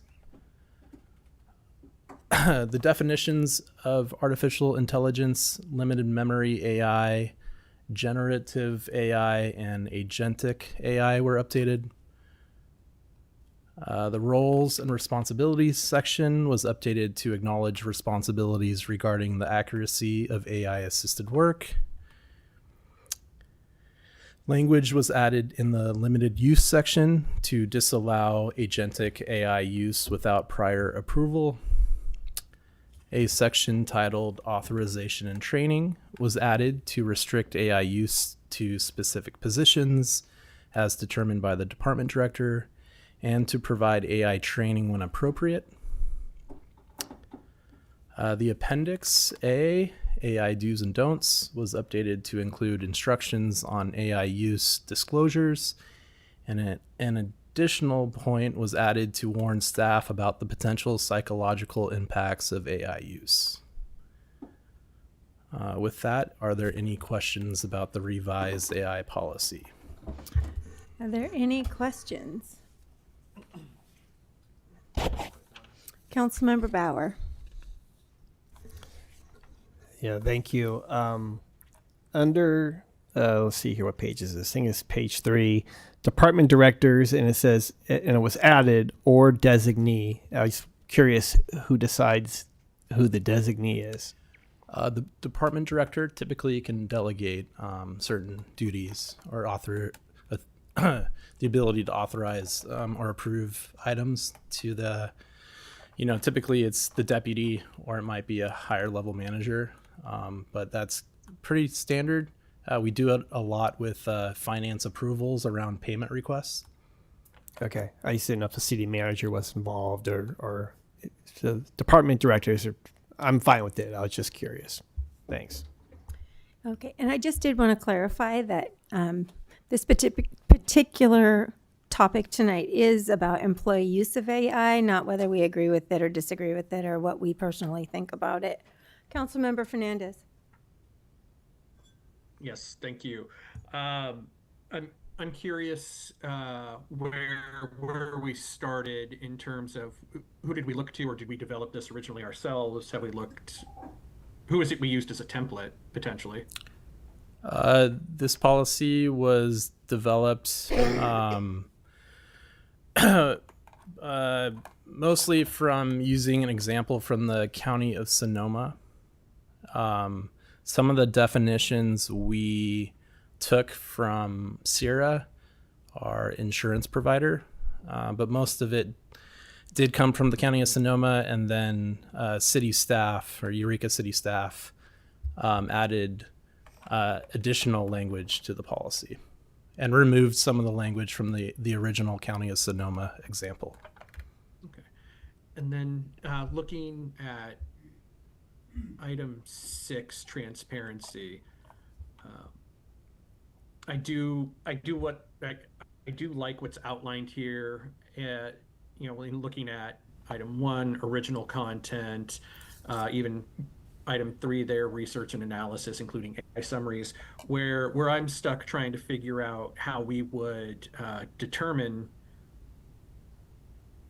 defining if something has been significantly contributed to by AI. How are we looking at structure or framework? How are we defining those?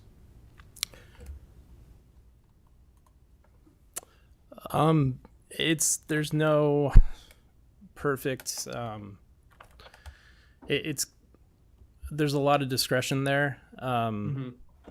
So if the structure or framework of whatever work product you've produced was mostly produced by AI itself, and by structure or framework, let's say you did a strategic plan and you used ChatGPT to develop the strategic plan, and ChatGPT pretty much produced the different sections or chapters of that plan.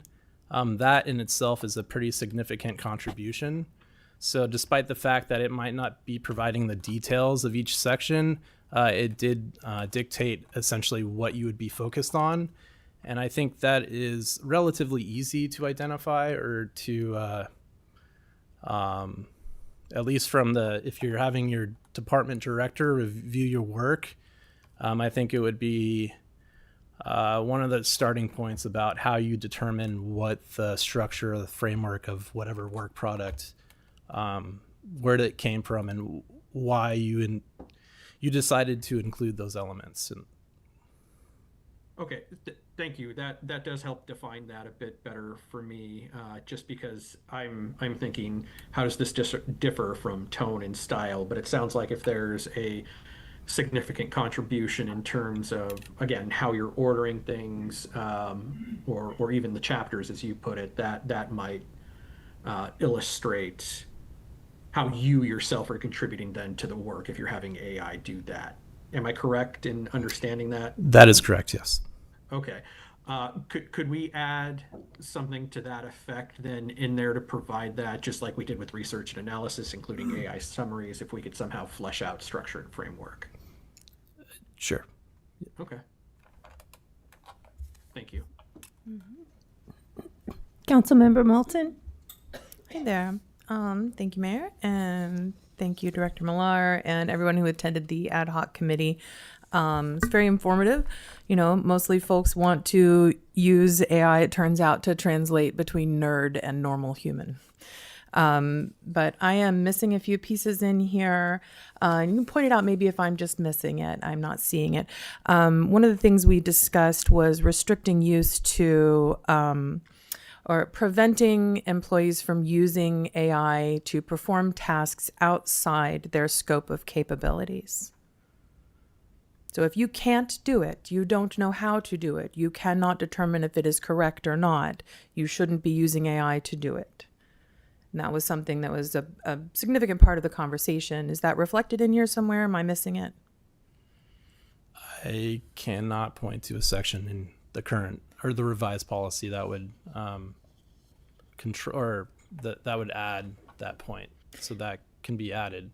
I think this is significant, specifically because AI is capable of writing computer code, for example, that if you can't check that code to make sure that it is not going to cause some harmful effect that you're unaware of, then you shouldn't be doing that. We wouldn't have people putting together code that didn't know how to do it, or putting together, I see, you know, not asking it for legal advice. Great, good.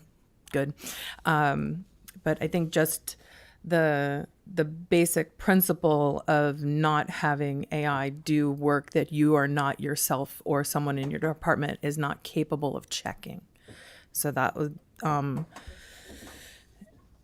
okay. And then, under the section where I feel like the training aspect of it is significant, it says training as appropriate. So who determines what is appropriate?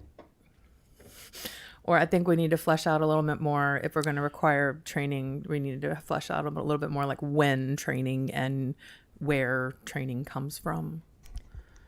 So if I could answer that, training, we tried to identify courses that are available right now for AI use, and they're being developed. Sarah, our JPA, Insurance and Risk Management Pool, they will be developing or having access to training courses for us, but we can't list them at this time. So we left it vague in order, and the department directors or whoever is approving employees to use AI will have to concentrate on internal training for right now, which would be ethical use, disclosing, just training on the policy itself. But once courses are identified, we will have a better idea of what to note in the policy. Okay. Thank you. So we'll have more specifics later once they're available. And then the other piece that we talked about, and I had suggested the change. No one opposed this in the conversation. This is not, so I don't think we should be using it I think that in addition to not putting copyrighted materials into AI, that we should not be putting photos, videos, graphics, or visual art of any kind into AI. And I think that I would like to see that as like that strong of a restriction. And if folks don't agree with that, if they want something less, then I think I would suggest limiting it to like saying that you can't put photos of people into AI, or can't put people into AI without their written consent, can't put graphics in without the written consent of the person who made it in the first place. Videos, same thing. Or so we are not entering. Well, I'll just leave it at that. I'd like to restrict it. I'd like to say that we that city staff is not allowed to upload into any kind of AI program for the in order to produce content, videos, graphics, or photos or visual art.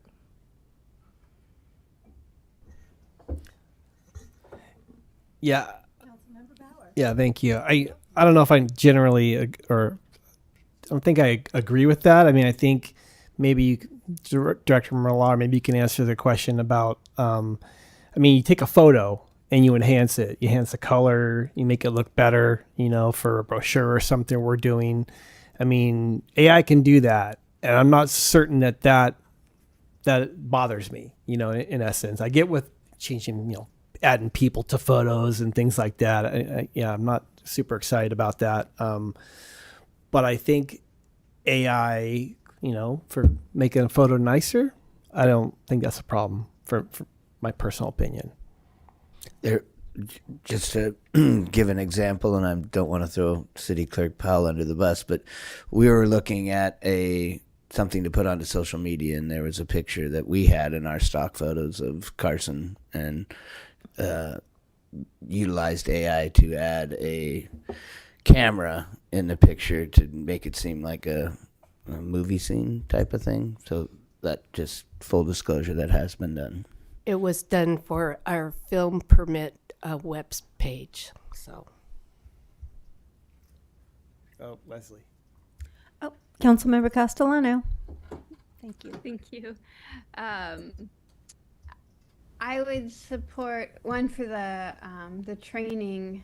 I would maybe add as developed by the IT department, or like sort of being the or city clerk, just having sort of that they would be the ones to determine the training. I don't know if we have to have that in the policy per se, but I think that would be good to have the lead on who the training, who's sort of deciding what the training is. And then in terms of the input of images, I would say kind of either with images of people without their consent, and art, like photographs or artist images without the artist's consent. So basically, let's say an artist, designed a new mascot for the city of Eureka, and the artist was paid, and someone asked them, hey, can we use this to make the mascot in different sort of context, right? And if the artist said yes, sure, that's great, then I think that it would be okay to do so. The same with photographs. I don't mind if like a photograph of a building is put into AI, but I do think if we've hired a photographer to take the pictures, then that should be one of the things on the kind of consent of use form, like whether or not the photo can be put in AI.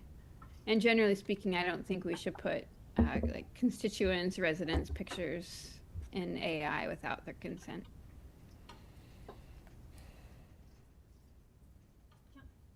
Councilmember Moulton? I'm happy with that. Well, I'm not happy with that, as you might know. We do have to limit the scope to what's reasonable here. I think just limiting it to getting the consent of photographers, videographers, graphic designers, artists, or people whose photographs, and that is like express written consent. I know that you can take pictures of folks in public, but if you take a picture of the crowd at Friday Night Market, you cannot put that into ChatGPT. If you take a picture of an individual person enjoying some kettle corn and they can sign a release, then like that. So sound good? If I could comment just further, I really appreciate that we are having this conversation. I think AI is an incredibly powerful set of tools, and when something is so readily accessible and so easy to use, it's easy to lose sight of what a big deal it can be. AI is economically and environmentally on par with the manufacturing of gas automobiles. We are making decisions right now that are going to impact our environment for centuries. We are making decisions right now that's going to impact our culture and our economy. Culturally and diplomatically, it's on par with the Manhattan Project. We're talking about technology that can have a really huge impact locally, nationally, and globally. And when we're talking about how people use it, I have lots to say about how, like, the bigger picture, but I'm just glad that we're opening up this conversation. And I think every organization, every employer needs to be considering this. And I wanted to, we got some documentation from different departments about how they use it. And like I said, it's mostly translation between, folks tightening up their writing or people who write very technically, trying to write something that's more accessible to the public. And I can appreciate that as a motivation. And this one from the IT department comes with a caveat at the beginning. Says this document only concerns the use of generative AI technologies within the IT department. It does not document the department's concern with substantially increasing costs of computer equipment due to the AI bubble, which I don't know if you've tried to buy a graphics card lately or some RAM, but it's crazy. Nor does it document the department's concern with potential CGIS, HIPAA, PCI violations. Again, that's your data security pieces, violations in relation to use of the technology within the city. Nor does it document any employees' personal concerns with the industry in general, environmental concerns, human rights concerns, and other economic concerns. And given that we are a public entity doing the public good, I think all of those things are worth just having in our mind when we're talking about the tools that we choose to pick up on behalf of the public. I said that last part, not them. Thank you. Did you have a question in that? No, because we're not doing that part. What This part? is a report and action item. I can comment. It's still to adopt. Okay. Yeah. Any further questions? Councilmember Fernandez has his hand up. Councilmember Fernandez. Yes, please. Thank you. Looking at this and the purpose, AI is a tool, and so it's meant to complement the work, as you've all been exposed to in that sense. And so I would ask then that we would add, in addition to the purpose in there, some language along the lines that no employee will have their work assumed by these tools.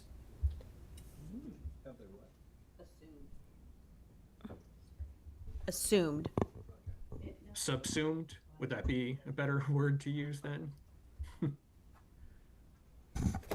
We would not be replacing any jobs with the advent of AI.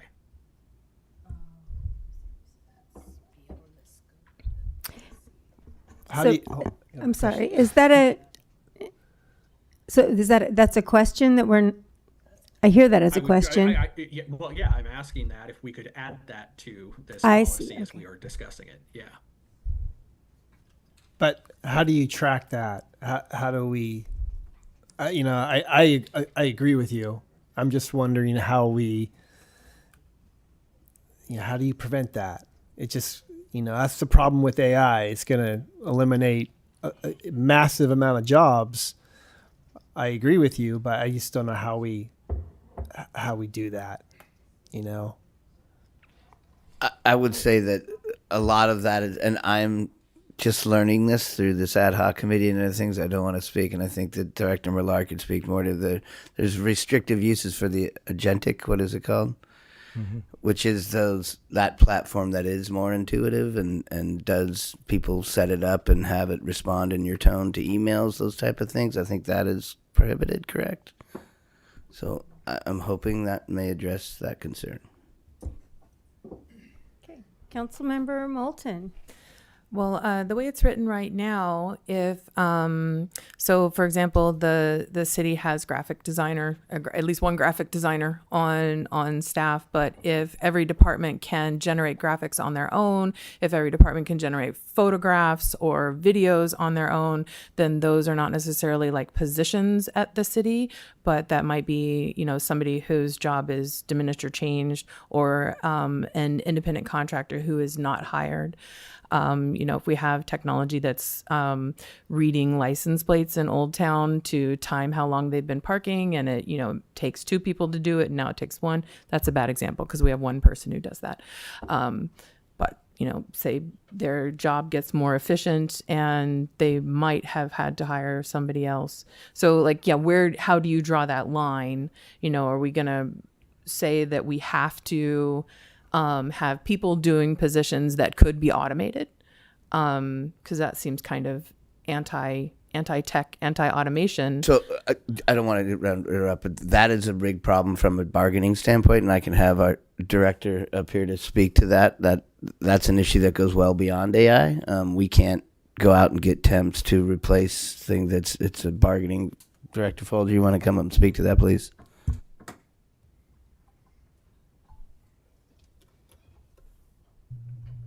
Yeah, good evening, everybody, and I am also appreciating the conversation around this issue.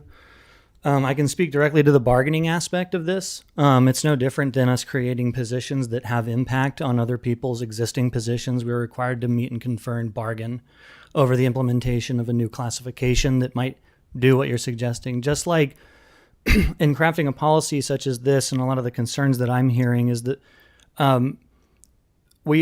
our employees are required to follow the law, and as we are as an employer, and a lot of the concern pieces, maybe even copyright stuff, these are elements of legality that you would be, by adopting such a policy that provides the level of guidance that this one does, entrusting your leaders who are responsible for staff to interpret the laws and all the requirements of employment, the Myers-Milius-Brown Act with regard to bargaining, and a whole slew of other issues that I won't get into detail right now because we've covered quite a bit of them. But that's kind of one of the things about policy craft that can be a little sticky sometimes, is when you create policy that reiterates law. What we want to do is create things that provide parameters and guidance.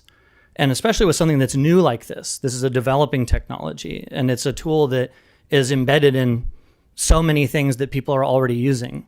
And what you wouldn't want to do is create something that is so prescriptive right now that would, because people are going to have to be held to the policy and held accountable to it. And that means disciplined for failing to comply with the policy.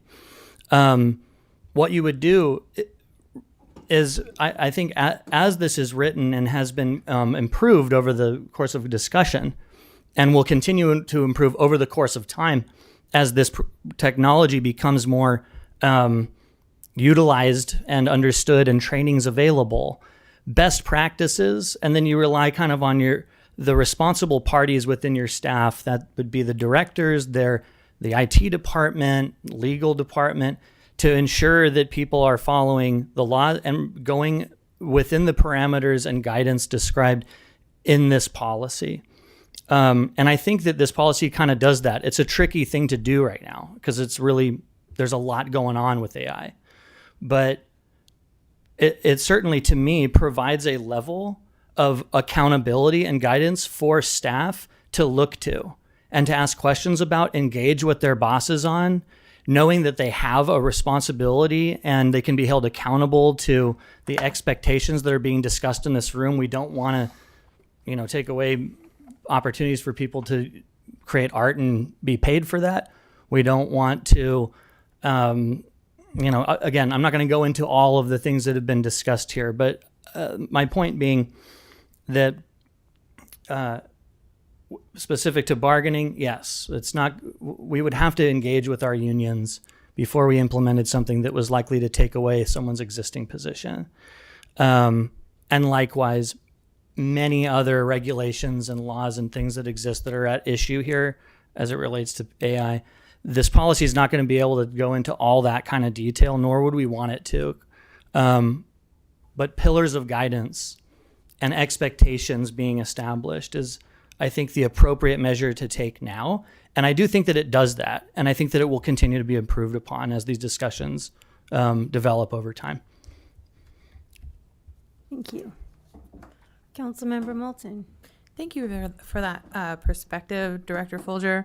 It made me think of an example, which is, elevators used to be operated by people.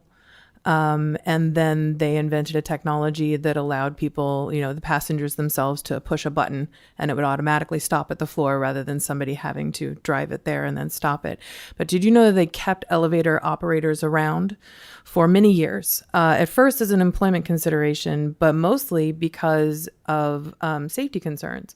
Until the technology was proven, until the regulations around inspections and the safety of elevators was proven and tested in the real world, the public was rightfully a little nervous about getting into a box with no driver. And so I think having a policy that has, strong safeguards and stronger restrictions that can be loosened up later is very reasonable as this whole thing sort of shakes out and we learn, what is safe and what isn't, and what is appropriate and what is acceptable to the public and what is not acceptable to the public. Any further questions? We're going to open this item up for public comment. Is there anybody in chambers who'd like to comment on this item? Seeing no one, do you see anyone on Zoom? Nick? Hey everyone, can you hear me? Yes. Hi. All right.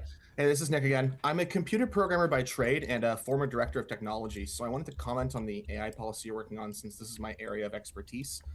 I have a lot to cover, so hold on tight. I'm going to go fast through it.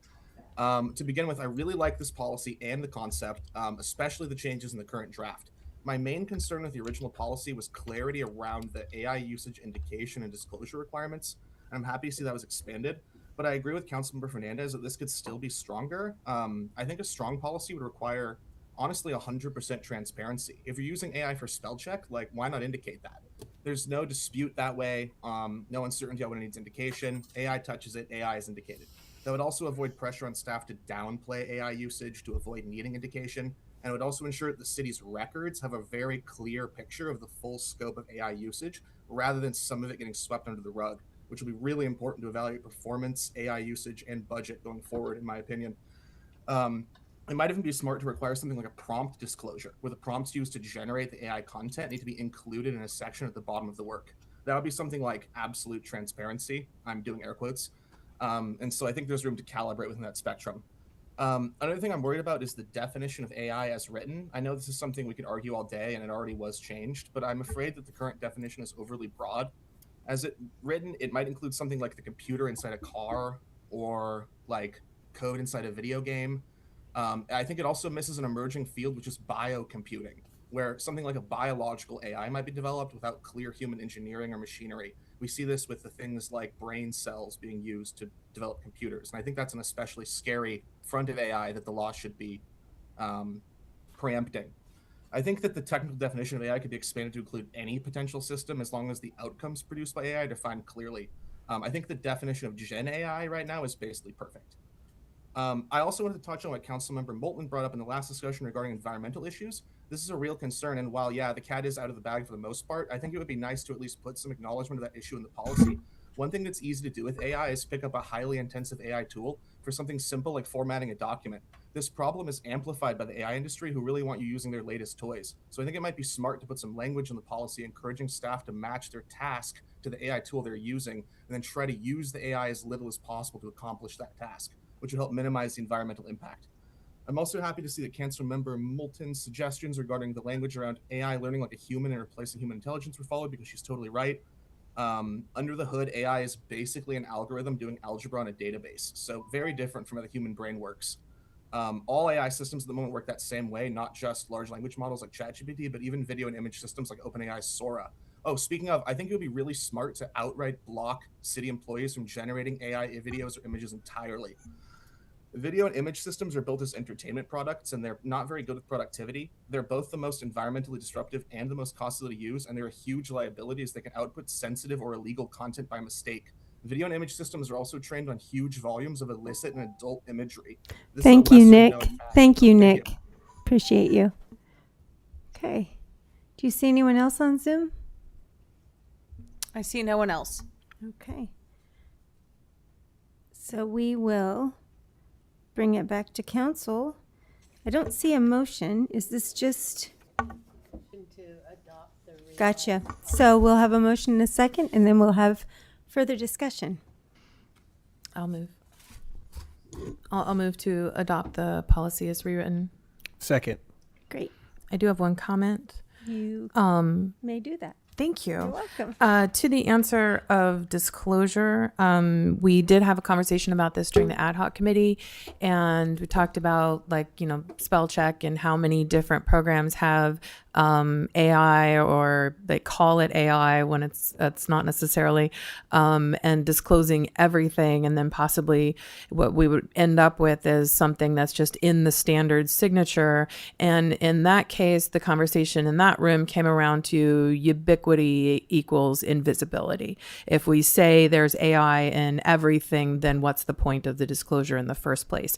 So we came up with this significantly criteria in order to point out sort of when it reaches a certain level, just so that it's not a stamp that goes on everything and becomes invisible after a few sightings. Thank you. Any further? Councilmember Contreras Deloach? Oh, and I see you, Councilmember Fernandez, now. You're next. Yeah, I just I appreciate the edits that were in here. I just wanted to thank the ad hoc for taking the time on this. This is a perfect example of a topic that, I have, cursory surface amount of information on, but I appreciate how each of us brings some different kind of talent or, information, to this position, because this has been really enlightening.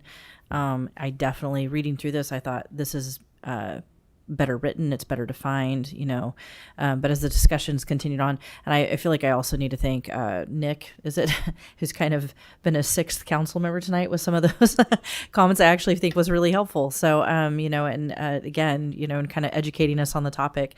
So I guess my question was going to be based off of some of the discussions, Councilmember Moulton, that you had, and I feel like we could almost, sort of take that snippet of what you said earlier and just put that out there. It was really eloquent. But some of the stuff that you brought up, and then some of the things that Councilmember Fernandez brought up, I guess my question is, do you feel like the policy is finished and ready, or is there something else that you feel needs to be done beforehand? I think that the limitation on employees using AI to perform outside their scope of capabilities is something that was left out that I feel is important that we put back in. The limitation on photos of the public, then, I think, is where we landed, or like getting written consent to upload photos, videos, graphics, and artwork. I think that addition is important. The training piece apparently is coming later. So in that case, yes, limiting the conversation to the, what we need to limit it to, which is how the employees of the city of Eureka use this in their job. But again, not talking about, broader ramifications and things that were done by AI companies that were technically legal but kind of messed up, or the ethical or moral practices that I've unfortunately been reading an awful lot about in the past couple weeks. That's just not a piece of it, because that's not what we're talking about. It can't just eliminate a tool because it has a detrimental environmental effect. We can't just, because that would eliminate a lot of things that the city uses, like cars or guns. So we can't just blanket say, I don't think this is healthy for society to have it just running on its own, driven by giant corporations doing what they want to do with it without regard to the impact on the public good. Sorry, I soapboxed for a minute there. Given the scope of what we should be talking about as employers and as public servants, I think this creates a lot of good safeguards around people's privacy, and that's really kind of really the lot of it is people's privacy and the efficacy and correctness of the information that is coming back out of the government. For example, the part about bias, I think that's very important. I would, it's kind of just a moment in there, but I think when people are talking about analyzing data sets or asking questions, understanding that there are implicit biases in the AI answers, because there's implicit bias in the information that goes into AI in the first place, because there's implicit bias in humans. And so when a lot of people write a lot, it's going to have problems in it, and that's going to show up in the answers, and just being aware of that. So I think we have covered a lot, and I'm satisfied with this as a working document. Thank you. Councilmember Fernandez. Yeah, for those on the working group, can you tell me about the language then, or at least the intent of what was considered for prohibiting the use of the use by employees from outside of their scope? What did that sound like? How would that look potentially? Did you want to address Because that? you said it was something that was considered but had not been put into this. We discussed it in the meeting, and I thought it had been added into it, either in the do's and don'ts, or, forgive me, there's not a section. It wasn't included in the original one. So I don't know about specific language. I don't know how to say it better than outside your scope of capabilities. So not necessarily the scope of your job, but there is a bit about having to check the work that comes out of it. And I think in there, we could say that you have to be able to perform the work. You have to be able to check it in order, if somebody handed me a paragraph in Portuguese, I would not be able to tell you if there was any grammatical errors, so I shouldn't be translating something from English into Portuguese using AI, because I can't tell you if it's right or not.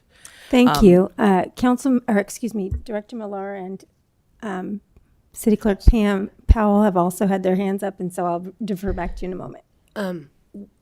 Would it be acceptable for language to tie it back to the employee's job description? Because that has a very long list of what they're capable of and what the job expectations are from them. And that's how I would suggest that language, it has to be something that's within their job description. And each employee has that. Back to you. I love that. Yes. I think that's a great document to reference. Okay. So, Deputy City Attorney Holtz has come up with some language, and like you said, this would go under the do's and don'ts as it relates to not doing stuff outside of your professional expertise. Don't use AI for tasks outside or above one's professional expertise as depicted in their job description. And then as far as the artwork component, and I just want to make clarification that the motion and the second was for as is, so I assume there need to be some amendment to add these two changes. But the other one would be no images of people or created by artists can be input without permission from the person depicted or the creator of the artwork. Okay, And that's that what I would was fall getting to. under Section 3 limited use. Okay, I see. Sorry, I just needed clarity because I know that there was discussion about potentially adding that scope to the do's and don'ts. So then what would be the weight of that versus having this in the policy? Or the do's and It don'ts is. part of the policy? That section is in the policy. Okay, thank you. Hang on just a second. Councilmember Castellano, and then Yeah, generally, I agree with the amendments as discussed by council and with the overall policy, and feel very thankful for folks working it. I do think I was reflecting on Councilmember Moulton's discussion of the Portuguese translation statement, and I do think that, in my opinion, let's say someone just to go down the road, right? Comes into City Hall and only speaks Portuguese, and there isn't a translator available. I do think it would be a beneficial use of AI to offer, some capacity to communicate with this person, in the interest of fulfilling the scope of work. And so that's where I do think that, so I agree with the, within people's scope of work, with the idea that sometimes people may use a tool that they are not experts in to further their scope of work. Yeah. okay, so back to Councilmember Moulton, and then do you have your hand up? I was going to make a substitute motion, but if we could continue discussing this so I can inform that substitute motion. So please. So Councilmember Bauer. Yeah, I would agree with Councilmember Castellano. But if I think what you're saying too is if it's in your job duty statement to help people with the water bill, right? And you use AI to communicate, I think that doesn't affect this, right? Okay. That's just getting clarity on that.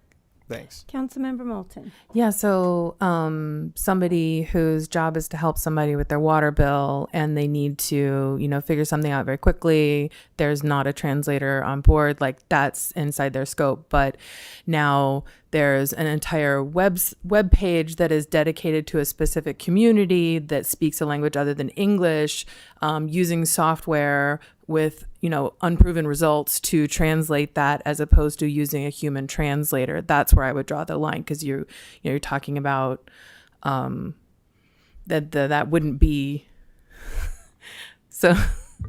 We're getting into some odd cases here. I'm thinking of it specifically of trying to prevent people from doing coding that don't know how to code, that would then cause vulnerabilities in the system that they are unaware that they're creating. That's why I wanted that piece in there. People practice asking legal questions to ChatGPT and getting citations that don't exist.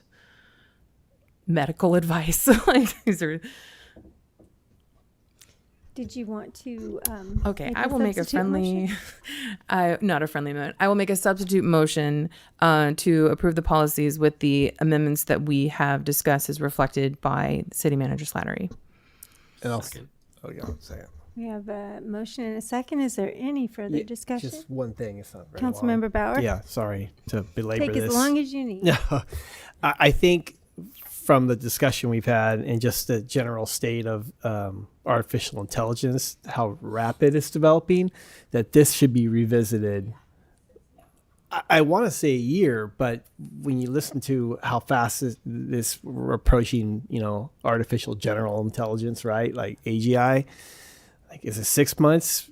Isn't unreasonable to bring this back, and we'll have training hopefully to include. But I appreciate Councilmember Moulton, all you've said. Agree with 99% of it. This is significant for the city. There's actually opportunities for us to save money by using it too. So that it has pros and cons, but more importantly, that we have to stay on top of this issue more than anything as it develops. So that's just a suggestion. It's not part of the motion, but I hope we do that. Thank you.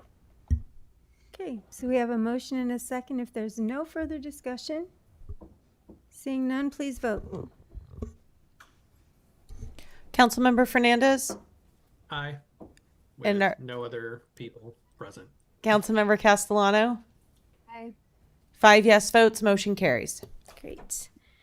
Okay, Sierra Health Plan update with Director Folger.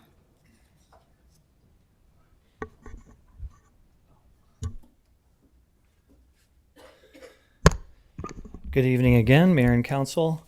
Just here to provide a very brief update on the state of the city's health insurance plan, specifically the self-funded plan, which is operated formerly through REMIF, now through CIRA. This isn't typically come before you all because as a matter of routine, this just occurs every year. But this year, there is a much more significant rate increase that will be affecting the city and our employees on July 1 that it's important for you to be aware of. Historically, and not just over the last 5 years, this plan has been very, very stable and has had very little increases applied. So for instance, in 2021, 22, there was no change. Same in 2021 to 2023, or 22 to 23, there was no change. In 23 to 24, there was a 13% increase. 24 to 25, a 13% increase. And then the most recent rate increase that we had was a 4% increase. Those are standard to low, particularly if it's flat. But during the 2025 plan year, claims activity shifted significantly. The data that we have shows that the number of high-cost claimants increased by nearly 80%, while the cost of those claims increased by approximately 90%.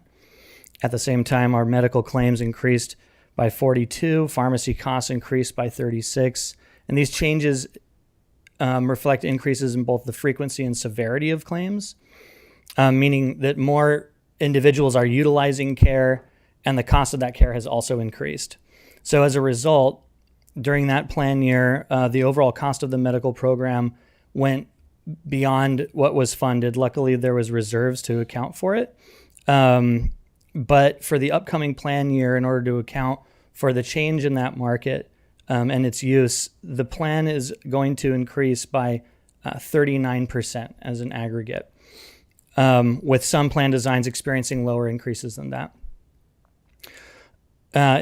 Employees are going to see these changes, but also this is going to have a significant impact on the general fund, because the city covers 80% of the employee premiums for these plans. So it's important to note that these trends are not unique to this program. The broader healthcare market is experiencing sustained cost pressure driven by the similar factors that are impacting our plan. Nationally, healthcare costs are increasing much faster than general inflation, and the prescription drug spending continues to be one of the fastest growing components of healthcare. Despite these increases, our program remains competitively positioned. So it was pretty freaky to see these numbers because historically we have not, because the plan has been very, very stable. But these factors outside of our control are part of what's driving this larger increase. We're required to kind of catch up to the market that others have been kind of keeping up with before because they haven't been as stable. It's been more volatile elsewhere. We had a year where we experienced what other places have had to deal with for longer than we have. But even with that, these increases reflect a lower level of increase than similar JPAs that are having to do their rate increases at the same time that we are. So I wanted to just bring this forward to you all so that you're aware of this is a change. This is a departure from what we would normally expect this time of year as we're getting ready to do open enrollment for these employee groups. And as you are getting prepared for to adopt next fiscal year's budget, just knowing that this is another significant factor that has not historically been something that's come onto the radar so much, but this year it will. And I'll leave it at that for now, but I'm happy to answer any questions that you have. Questions for Director Folger? Councilmember Contreras Deloach? When you said this is something that other organizations are seeing, are you, I just wanted to ask a point of clarification. Are you saying that that they're seeing this level of increase this year, or could you just clarify that? a Yeah, little bit correct. So to clarify, this CIRA is the insurance JPA that we belong to, and we have run our self-funded healthcare plan through REMIF, now CIRA, and those the people that run CIRA, the administrative professionals there, are insurance gurus and actuarials and all that, are looking at comparable organizations in the same marketplace. So that would be other JPAs similar to CIRA. I'm not going to remember all of their acronyms right now, but this is the comparator organizations that the CIRA staff have been looking at to see where we are at in relation, like what are they experiencing in relation to us with this large increases. And what we found is that we're actually between 2 to 4% lower in what we're expecting to increase the cost by in comparison to some of these other public risk pools, insurance pools. So I don't know if that fully clarified it, No, but okay. It did actually. Thank you. I felt like that. You always give really clear and thorough answers, so I appreciate that. It does. And this isn't a discussion for now. It's just now I have so many questions about everything else that's kind of in the market driving different factors, which isn't a discussion for now. But thank you. I appreciate the clarification. Of course. And it's also worth mentioning that the city has has already engaged with our unions on this. We are working together with a comprehensive messaging plan to ensure that we're supporting our employees. Everything's kind of on the same page. When you boil it all the way down to the employee level, there are significant impacts, but they're sustainable, and we're going to work with folks on the various options that they have to reduce the impact to them if there are choices there. That's something that I won't get into here in detail. And I'll also point out that the more details around the cost element associated with this are going to be forthcoming in budget-specific discussions. We just wanted to make you aware of this as soon as we were able to. Any further questions for Director Folger? Thank you so much for that report. Thank you. Now we'll move to future agenda items. Anyone? Councilmember Moulton? The discussion of the Film Commission and the updates to the the occupancy tax. Transitional? Am I using the TOT. Transaction? Transient. Thank you. Transient occupancy tax. I knew transitional wasn't right. Transient occupancy tax, which funds, at least in part, the Humboldt and Eureka Lodging Alliances. So I would like to hear about what they are up to. I'd like to hear a report about the Humboldt and Eureka Lodging Alliances. And I'd love to hear some of their, specifically some of their priorities in funding. What sorts of things are they looking for to fund, and what are they actually funding? Do we have consensus? Yes. Great. Any other future agenda items? Councilmember Bauer? Maybe this is more just feel it out. I mean, we just had a long discussion about AI, and part of that, part of AI is data centers, and a lot of cities are trying to get ahead of that and ban them. Eureka, do we have the space to fit a data center anywhere? Maybe balloon tracked. I don't know, but I'm interested, or I'm curious as to what other council members think about exploring some kind of ordinance to prevent data centers in our fair city. Thumbs up, thumbs up, thumbs up. So you've got consensus. Great. All right, thank you. Thank you, Councilmember Bauer. Leslie has something as well. Oh, Councilmember Castellano. Thank you. I know we have brought it up before, but I don't know if we need any follow-up on it. But is the preventing, oil and gas industries from putting infrastructure or like for offshore drilling, basically. As you can see, Deputy City Attorney is glowing next to me because that draft has just been distributed to the appropriate departments for review and will be coming to you guys likely our next meeting. Fantastic. I can't see because it's just a small little dot. Okay, but he's I'm right here. glad- This I guy. didn't know. Thank you. Great. All right, this takes us to city manager reports.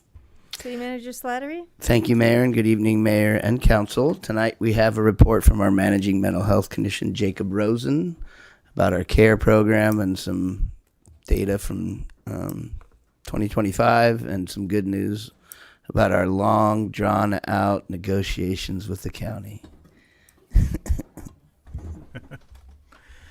All right. No pressure to be brief, right? All right. We're going to skip through a lot of the typical content that I do in updates just because we had the update in January. And so a lot of kind of the nuts and bolts we're going to pass through. A lot of this is going to revolve around data and that update with the contract with some other stuff that we've been doing sprinkled in. So we'll cover services, which is kind of the other pieces of what we're doing. We'll cover the data, we'll cover the contracts, and then a couple opportunities. We had a lovely photo opportunity with Kay, and this is one of the products of that. So our team is very excited. So first we'll cover kind of what we're doing. On topic for tonight, there is an AI disclaimer. Some of the non-data graphics were generated using AI tonight. And so apologies if that is offensive to anyone, but that I'm not a graphics artist. And so that's something that I needed to get some assistance with. So the services that we're doing right now, we provide co-response, we provide alternative response, we also do crisis prevention work. We've also been working with EPD's dispatch on kind of a pilot project for some call reduction for high frequency callers that has been pretty effective. And we've been doing that for probably a little under a year now and have been seeing some good data for the few folks that we've implemented it with. And so we'll touch on that a little bit. And then we'll talk about community outreach, community trainings, and the homelessness survey that we just did, which we had pretty good turnout on. So we cover crisis response alternative in the prevention components in January. So that is a component that we do. That's kind of our bread and butter, and we will cover the data on that. However, I'm not going to go too deep into the programming there unless there are questions after, as that was covered in January.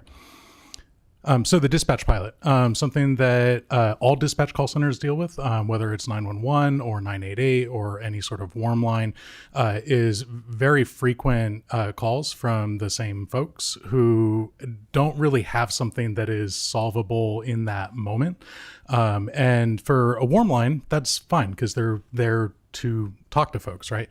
But for 911, that gets really difficult when you have someone calling about things that can't be solved by law enforcement, and it ties up dispatchers, it ties up lines, and that gets really, really difficult. And so one of the things that we kind of brainstormed up was doing some behavior planning. We know that behavior plans work. Behaviorism as a therapeutic approach is incredibly well documented, going back to B.F. Skinner in the 40s. And what we know now is that we can train zebrafish to swim through hoops based on light stimulus, and we can train humans to gamble. And what we also know through an extensive amount of research in the clinical world is that even when folks are profoundly psychotic or manic for long periods of time, they can still learn. And so behaviorism still is a very effective teaching tool. And so we thought, well, let's apply that to dispatch. And dispatch is incredible. All of the operators have been fantastic in being able to implement kind of clinical tools effectively and getting this going. And so between collaboration with myself and communications, especially Brittany Wilson, we've been able to kind of develop these plans, make sure that they're safe on the dispatch end of things, and make sure that they're clinically indicated on our end, and then implement them. And what these look like is essentially redirection to appropriate services, oftentimes care.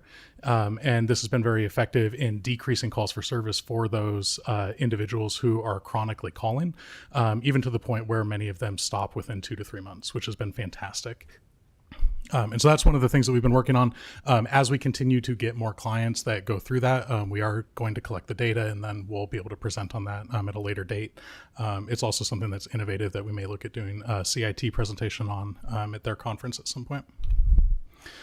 We also are doing a lot of community outreach. The classes that we provide, that is of what AI thought I looked like when I put in a brief description, which I thought was great. So we did do some classes, and we have shortened those down to quarterly. Last year and the year before, Commander LaFrance and I were doing an excessive amount of de-escalation courses, where it really was getting to be kind of unmanageable with our other demands. So we did condense the community de-escalation courses down to quarterly, with the option to which was actually then added to the fee scale, have businesses or other agencies pay for specific classes that are tailored to their agency as an option. So we are still, we're trying to still provide the services that we were, but also manage our time a little bit more. So that's something that we've been doing. CARE has been very much involved with the Town Hall series, been very happy to work with Mayor Burgell on getting those produced annually now, and that's been wonderful. And then we've definitely gone and tabled at some community events, and staff has been happy to do that. We also do quite a bit of training, especially in collaboration with Eureka Police Department. We help put on the 40-hour CIT training, which we actually have one coming up next month, May 18th through the 22nd. And so that's a big collaboration training between law enforcement and mental health agencies to work better at working together. And so that has a lot of really excellent stuff. We're doing those de-escalation trainings, and then talk a little bit more about the steering committee toward the end. But Commander LaFrance and I just in December did a series of 4 5150 writing trainings for the entire county for the SB 43 rollout, because that had quite a few changes to 5150 requirements and criteria, and so we were involved in that. We also did a number of surveys. Just as a teaser, we will be presenting on this separately, probably next month, but we were able to get 239 surveys completed, which did exceed the last survey round, which was excellent. And I will say that was really props to staff, because that was even with Uplift's outreach team being out most of that month. And so staff between CSET, the Resource Center, and CARE really did step up and covered a lot of ground, which was really, really impressive. So kudos to them. So jumping into the data. We did convert to a new electronic health record system called InSync by a company called Qualifax. And we did this last year in April. This was a huge overhaul, and honestly, we're still working on this, where it essentially gives us the ability to not only create our own templates to gather data from, but then also our own reports to automate the gathering of that data. And as we learn it and refine it, and we identify something and we analyze it, and then we find more issues, and then we go back and we do it some more. So that's been kind of the delay. And so we've been plowing ahead, but we feel confident now that this data is pretty solid, and that we've reduced a lot of the variables that were giving room for error. So that number is correct. From 2023 to 2025, CARE did see 666 individual clients. So that's not duplicated people. That is not the number of encounters. That's actual people that we served in our community. Total crisis response was 844, which was about just on a sliver under 26% of our total contacts, with 2,412 case management contacts. And so that's really maintaining that for every crisis contact, we're seeing 3 to 4 follow-ups needed with people. And again, those follow-ups are then to help them not reemerge into crisis. We were able to divert 655 of those 844 contacts from a 5150. And that's a lower diversion percentage than what our, if we just look at last year by itself. And so we've been seeing that increase steadily year over year. So this is last year. We're looking at crisis encounters versus non-crisis encounters. And so you'll see there's a dip over by, does the mouse show up on here? Over by November. And that was due to staff vacations combined with a lot of staff illnesses. And so we had a lower response volume there. And that's going to be a recurring theme anytime we're looking at 2025 data, is there are dips in November that we were able to correlate with the staffing issues. Individual clients served per year, we've steadily increased this. So in 2023, we served 145 individual people, all the way up to 2025, where we served 359. So we've been steadily increasing as we build staff and as we build the program. That has continued to increase year over year. And we expect, especially with 7 days a week, we're going to see that number jump again this year. I know this might look a lot might be a lot to look at, but this is the year-to-year monthly comparison for just total contacts overall. It is quite a graph. So total encounters month over month, you can see that there are different dips. You'll see for 2025, here's that dip in November again due to staffing. But what this is really great at showing is here we have 2023 in the green, and we can see that by and large, both 2024 and 2025, we're steadily increasing, meaning that we're serving more and more people with the services that we have, which is excellent.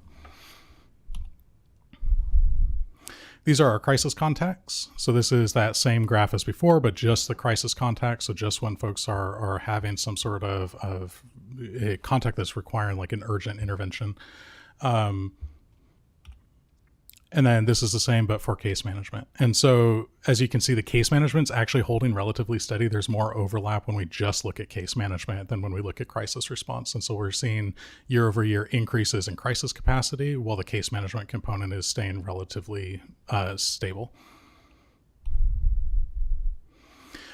When we start looking at CARES services for those who are homeless, we do see increase as we've been able to serve more folks. 2025 was just a hair lower, but again, I suspect that is also because of that November dip. When we look at other data, it does suggest that our overall contacts were lower in general. And so my guess is that because of that staffing issue, we saw that dip, which is then also reflective of why 2025 was just slightly lower than 2024. And this is that piece that I'm talking about here, right? So here's November for last year. Again, we're seeing that dip. And so that's just kind of a better look at that. And a lot of this is only really available because of that new program, right? So these are our admin tech, Jessica Wagner, who has been an amazing addition to our team and is very competent in data collection and analysis. And so between her expertise and the new software, this has really enabled us to dive deeper into our data, which is helping us identify trends and improve the program. So here's our diversion rates. This is that kind of year over year improvement. So in 2023, when we started, we only had about a 70% diversion rate. And that was with lower staffing. That was without having a clinician on board beyond myself.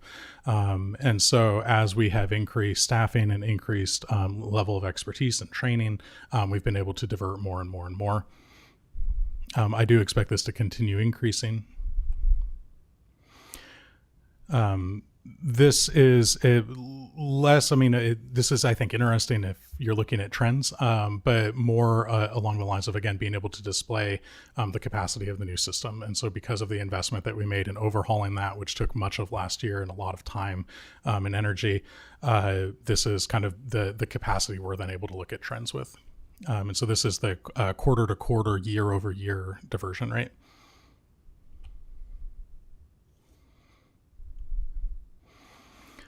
For last year, the diversion rate actually followed really closely to our crisis responses. And so other years it did not kind of have this level of a pattern. And so this is really showing that the staff has been really effective in being able to intervene with crises and have the goal of diverting them away from the hospital needing that 5150 intervention. We do track anosognosia. The reason we track this is because it's a very important symptom and as it predicts treatment outcomes. We have continued to see that roughly 30 to 33% of our population do have this symptom of the folks that we serve. And again, anosognosia is the symptomatic loss of insight. So just like the heart gets impaired when you have heart disease, the brain does have impairments when you have a brain disease. And being able to generate that insight is often one of those impairments. One of the measures of success, though, is that when we break down that anosognosia rate to clients who we see year over year, we actually only found that 2% of the individuals who have anosognosia needed to be seen all 3 years that we've been in service. So this means that for the other individuals who are critically ill, we've been able to still work with the system and work with that individual and find solutions and outcomes to be able to support them and get resolution so that we don't need to see them for crisis again. And for 2 years consecutively, there's only 14%. So that means that only 84% of our folks were able to get resolution within a year of working with them when they have really critically or really acute symptoms. Here's an example of areas where we are working on improving our data collection. So law enforcement hours saved, we did see this jump. Again, a chronic limitation of this specific piece of data has been that we were not tracking when multiple officers are cleared from a scene by our staff. And so this is reflective of a single officer leaving, whether or not there were 4 officers present or 1 officer present. And we also can see that we're able to now pull that on a quarterly basis. We have made some changes and we're actually lower for this last quarter because we've made changes to the data collection tool, but have not changed the data the data reporting tool, but we have not changed the collection mechanism. So we're not sure that the data that we're collecting is actually collecting all of the new content correctly. So that's still something that we're refining. And because of that new system, again, this is part of that learning curve. That kind of covers that piece of it. This is the breakdown. So we actually implemented that in March, and then we see March significantly dropped off. So that is, again, what tells us that there's an issue with how this data is being refined in the report. Some of that is, again, that constant process of analyzing. So that's something that Jessica and I do pretty much weekly, is we're constantly looking at these reports. We're constantly looking at the content that they're producing, and then we're trying to figure out and tune the system. And then also as we contract with the county and we have some new reporting requirements, making sure that that is then also accurately collected. What we do see, though, is for this quarter, we're actually up in crisis calls. So this is the first quarter that I can remember that we've had 30 plus calls every month of the quarter, which is great. That means that we're active and we're out there and helping folks. Case management often varies, but we can see that March there had a spike. And so that's data. Our capacities are able to refine quite a bit. So if there are questions or specific data components that council is interested in us collecting, that's probably something that we can look at. It's probably something we're already collecting. We just would need to go and refine that data out of into something that's reportable. So if there are questions around that, please feel free to let me know. In terms of contracts, moving into that, we were, as City Manager Slattery was able to kind of preempt, we were finally able to close, which was about a 2.5-year process, the services agreement with DHHS Behavioral Health to be able to provide services for them under the mobile crisis benefit. This does unlock a billing component so that we can bill Medi-Cal for some of the clients that we see. We're really looking at this as we're not going to change. It's going to be business as usual. We're not changing our service provision, but for the clients that we can bill this Medi-Cal for, we'll be able to unlock a revenue stream that will hopefully support the entire program without needing any additional grant funding or general funding. And so this is a really big deal for us because it really unlocks sustainability, which is really critical to crisis care. You don't want to set up an emergency service that people depend on when the funding is unstable. And so that's been something that's kind of been a constant concern, and this will really help us move in that direction. This also allowed our staff to start writing 5150s. And so both myself and Lily Rao, our staff clinician, have been certified to write holds. And we've both written holds since then. And this is really supportive for EPD officers who maybe there's a client where they can tell something is going on, but honestly, like it's well beyond the reasonable expectation of training for an officer for them to do that kind of an evaluation. And so being able to bring us out and assist in that process has been really helpful, and we've had good feedback from officers. This also will come with a jurisdiction expansion. This is going to cover the unincorporated areas of Eureka, and that will both help the county out, which was kind of part of their bargaining chip for being able to really get an agreement on the table, but it will also increase our calls for service for crisis calls just a little bit, which is going to then really cement that stability for revenue in the program.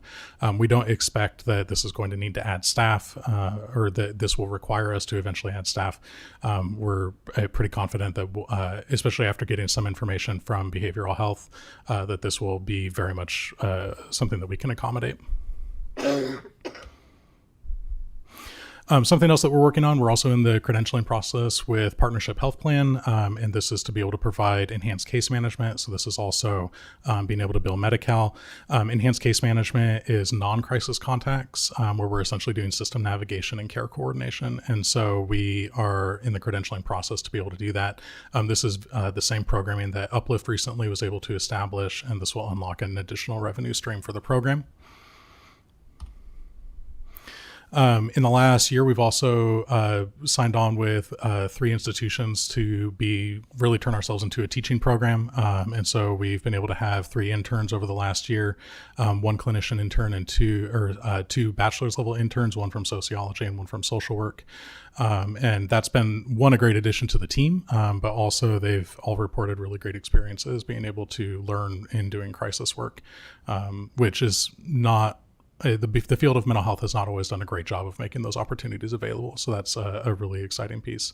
In addition to this, we also continue to have behavioral health interns through the county come and shadow for a day. We've also had a nurse who's completing their BSN at Cal Poly use us for their community health hours for part of their program.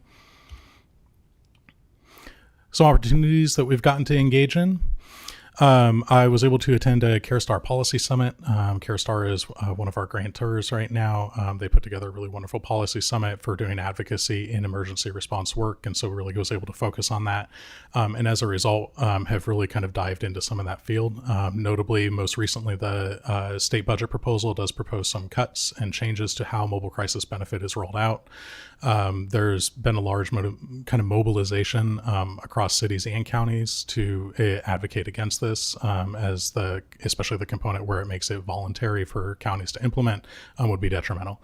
And so I've been able to really apply a lot of what I learned at that CareStar Summit to also being able to network and navigate with some advocacy, including meeting with Senator McGuire, Assemblymember Rogers, as well as being able to collaborate with North Coast EMS and Del Norte County and Lake County in advocating against this. Through some of the work that I've been doing too, other teams are starting to hear about us, namely Be Heard, which is a team in New York, reached out and was doing some consulting with us around them making some changes and overhauls to their alternative response program. This was really exciting. One, as I learned after telling Commander LaFrance this was actually an agency that he modeled some of CARE's concepts out of before I even was a city employee. And so for us to be able to then support them is a really kind of cool full circle. But to give some reference, they serve 3 of the 5 boroughs for New York City. They are a large program. And so for Little Eureka to be making that kind of wave is pretty impressive. And so it's really kudos to the staff for doing that kind of work. Was also able to support one of our partners, Yurok Tribal Police Department, with their CIT grant review. Commander LaFrance and I were just recently accepted to present our programming at CIT International in Orlando this year. And so we will be doing that. And NAMI's been collaborating with that. In addition, Leah Nagy, who's the president of NAMI Humboldt, and myself are also accepted for our proposal. So I'll be presenting twice. And then with that collaboration with NAMI, we're also able to put one of our clinician interns into their groups, which has been a really great addition. And so that's really tightened that collaboration and helped those families feel supported while also giving us some extra resources, which has been great. And then wrapping things up, that SB 43 work group. SB 43 was a big change to 5150 writing law. That was looking at specifically the definition of gravely disabled, which has long needed an overhaul. And the rollout of that had some controversy around it, also allowing for substance use disorders to qualify for a 5150. And so it's really much like AI, a tool that is a tool, but it could also be something that is really devastating if used incorrectly. And so we were able to be part of the work group with the county and a ton of other community partners. And throughout the year, every month last year, we met and were able to help with that, the development of how that's going to roll out countywide, and leading up to Commander LaFrance and I getting to do the trainings to really kind of drive and set that standard, which has been really effective. And as a result, we have not seen any of the harmful effects that could have happened had we not had better planning across the county. And with that, I'm available for questions. Questions? Councilmember Moulton? Okay, thank you, Mayor. And thank you, Managing Clinician Rosen. Really appreciate all the work that you're doing. And of course, seeing the data and the numbers just really drives it home. And I love that Eureka is going full circle and bringing training back to some of these groups that have inspired our work in the first place. I think it's a recurring theme in the city of Eureka that we're taking big leaps, trying to progress. Love it. I do have a question though.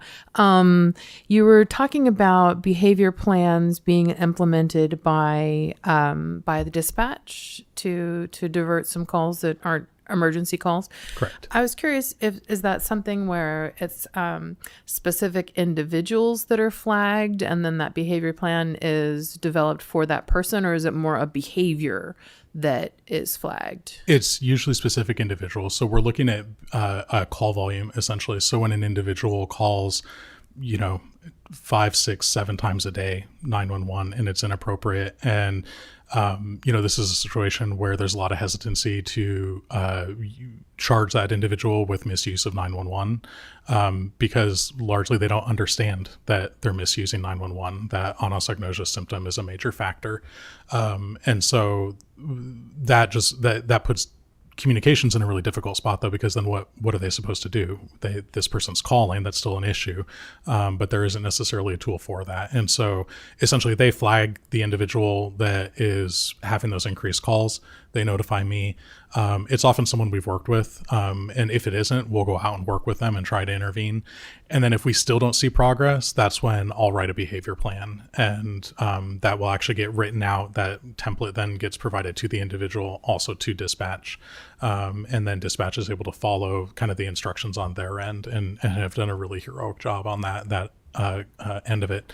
And again, we've piloted this with 3 individuals so far, and we've seen good results with them ceasing their frequent calling.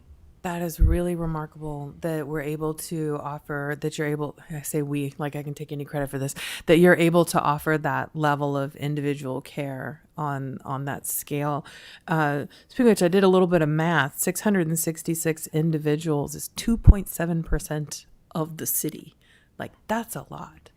That's a significant volume of people that you are helping. And I just wanted to math that out and appreciate that. Also, yay, working with interns from Cal Poly Humboldt.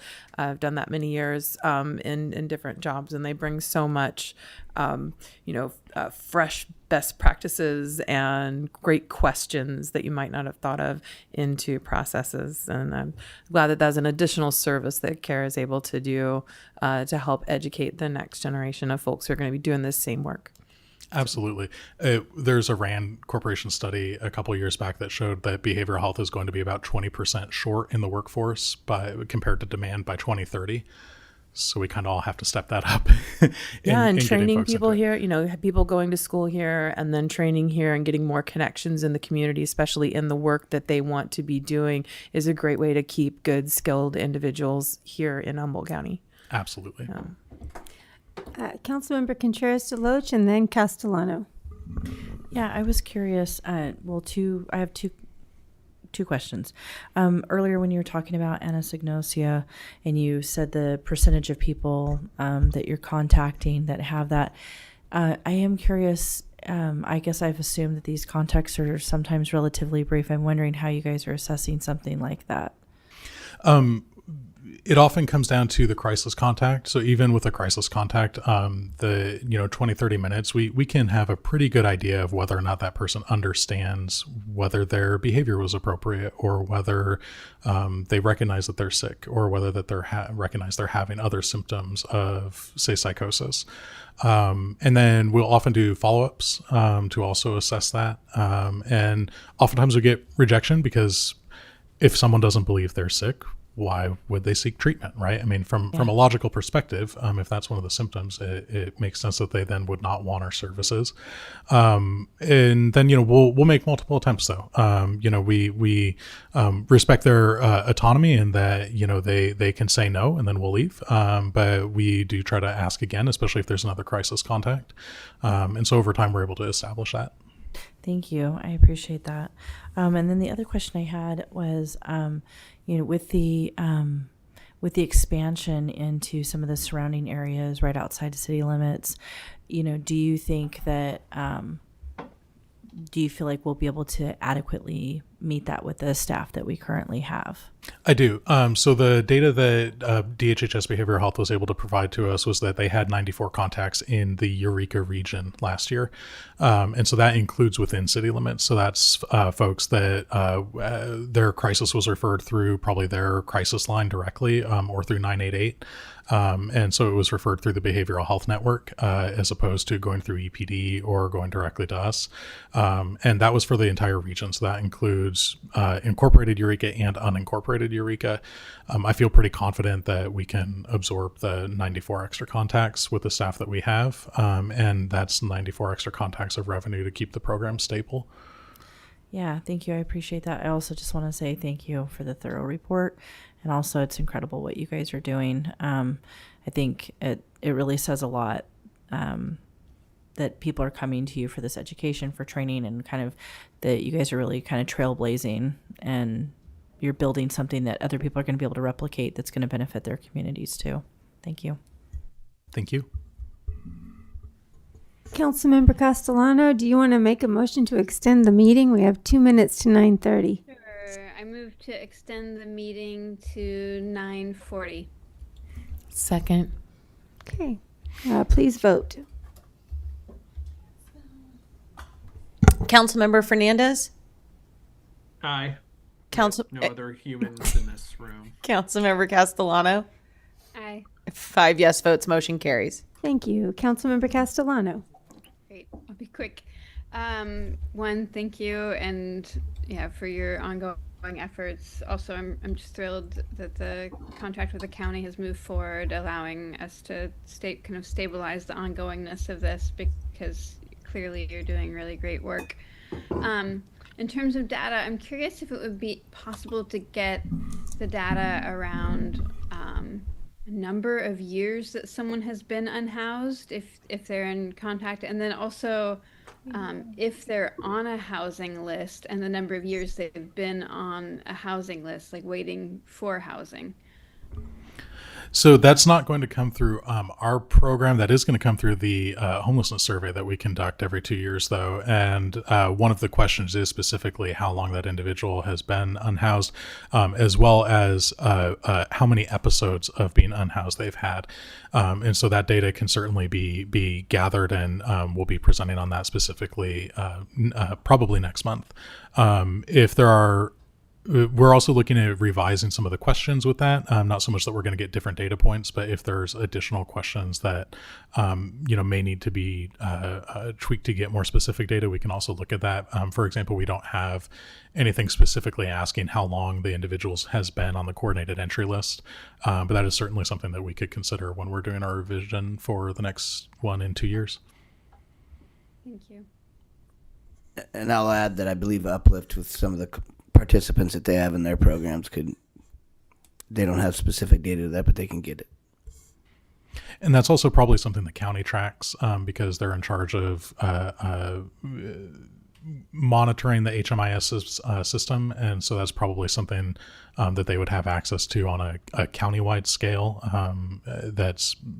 It might be more difficult to get the scope that's needed if you were to just look at Uplift's system, but you could probably get a decent idea out of just looking at what Uplift has access to.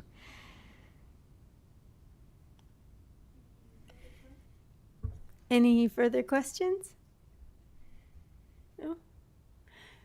Seeing none. Thank you so much for that great presentation, Jacob. Congratulations on your contract. Long Thank you. time coming. And with that, we are adjourned. Thank you, everybody, for sticking around.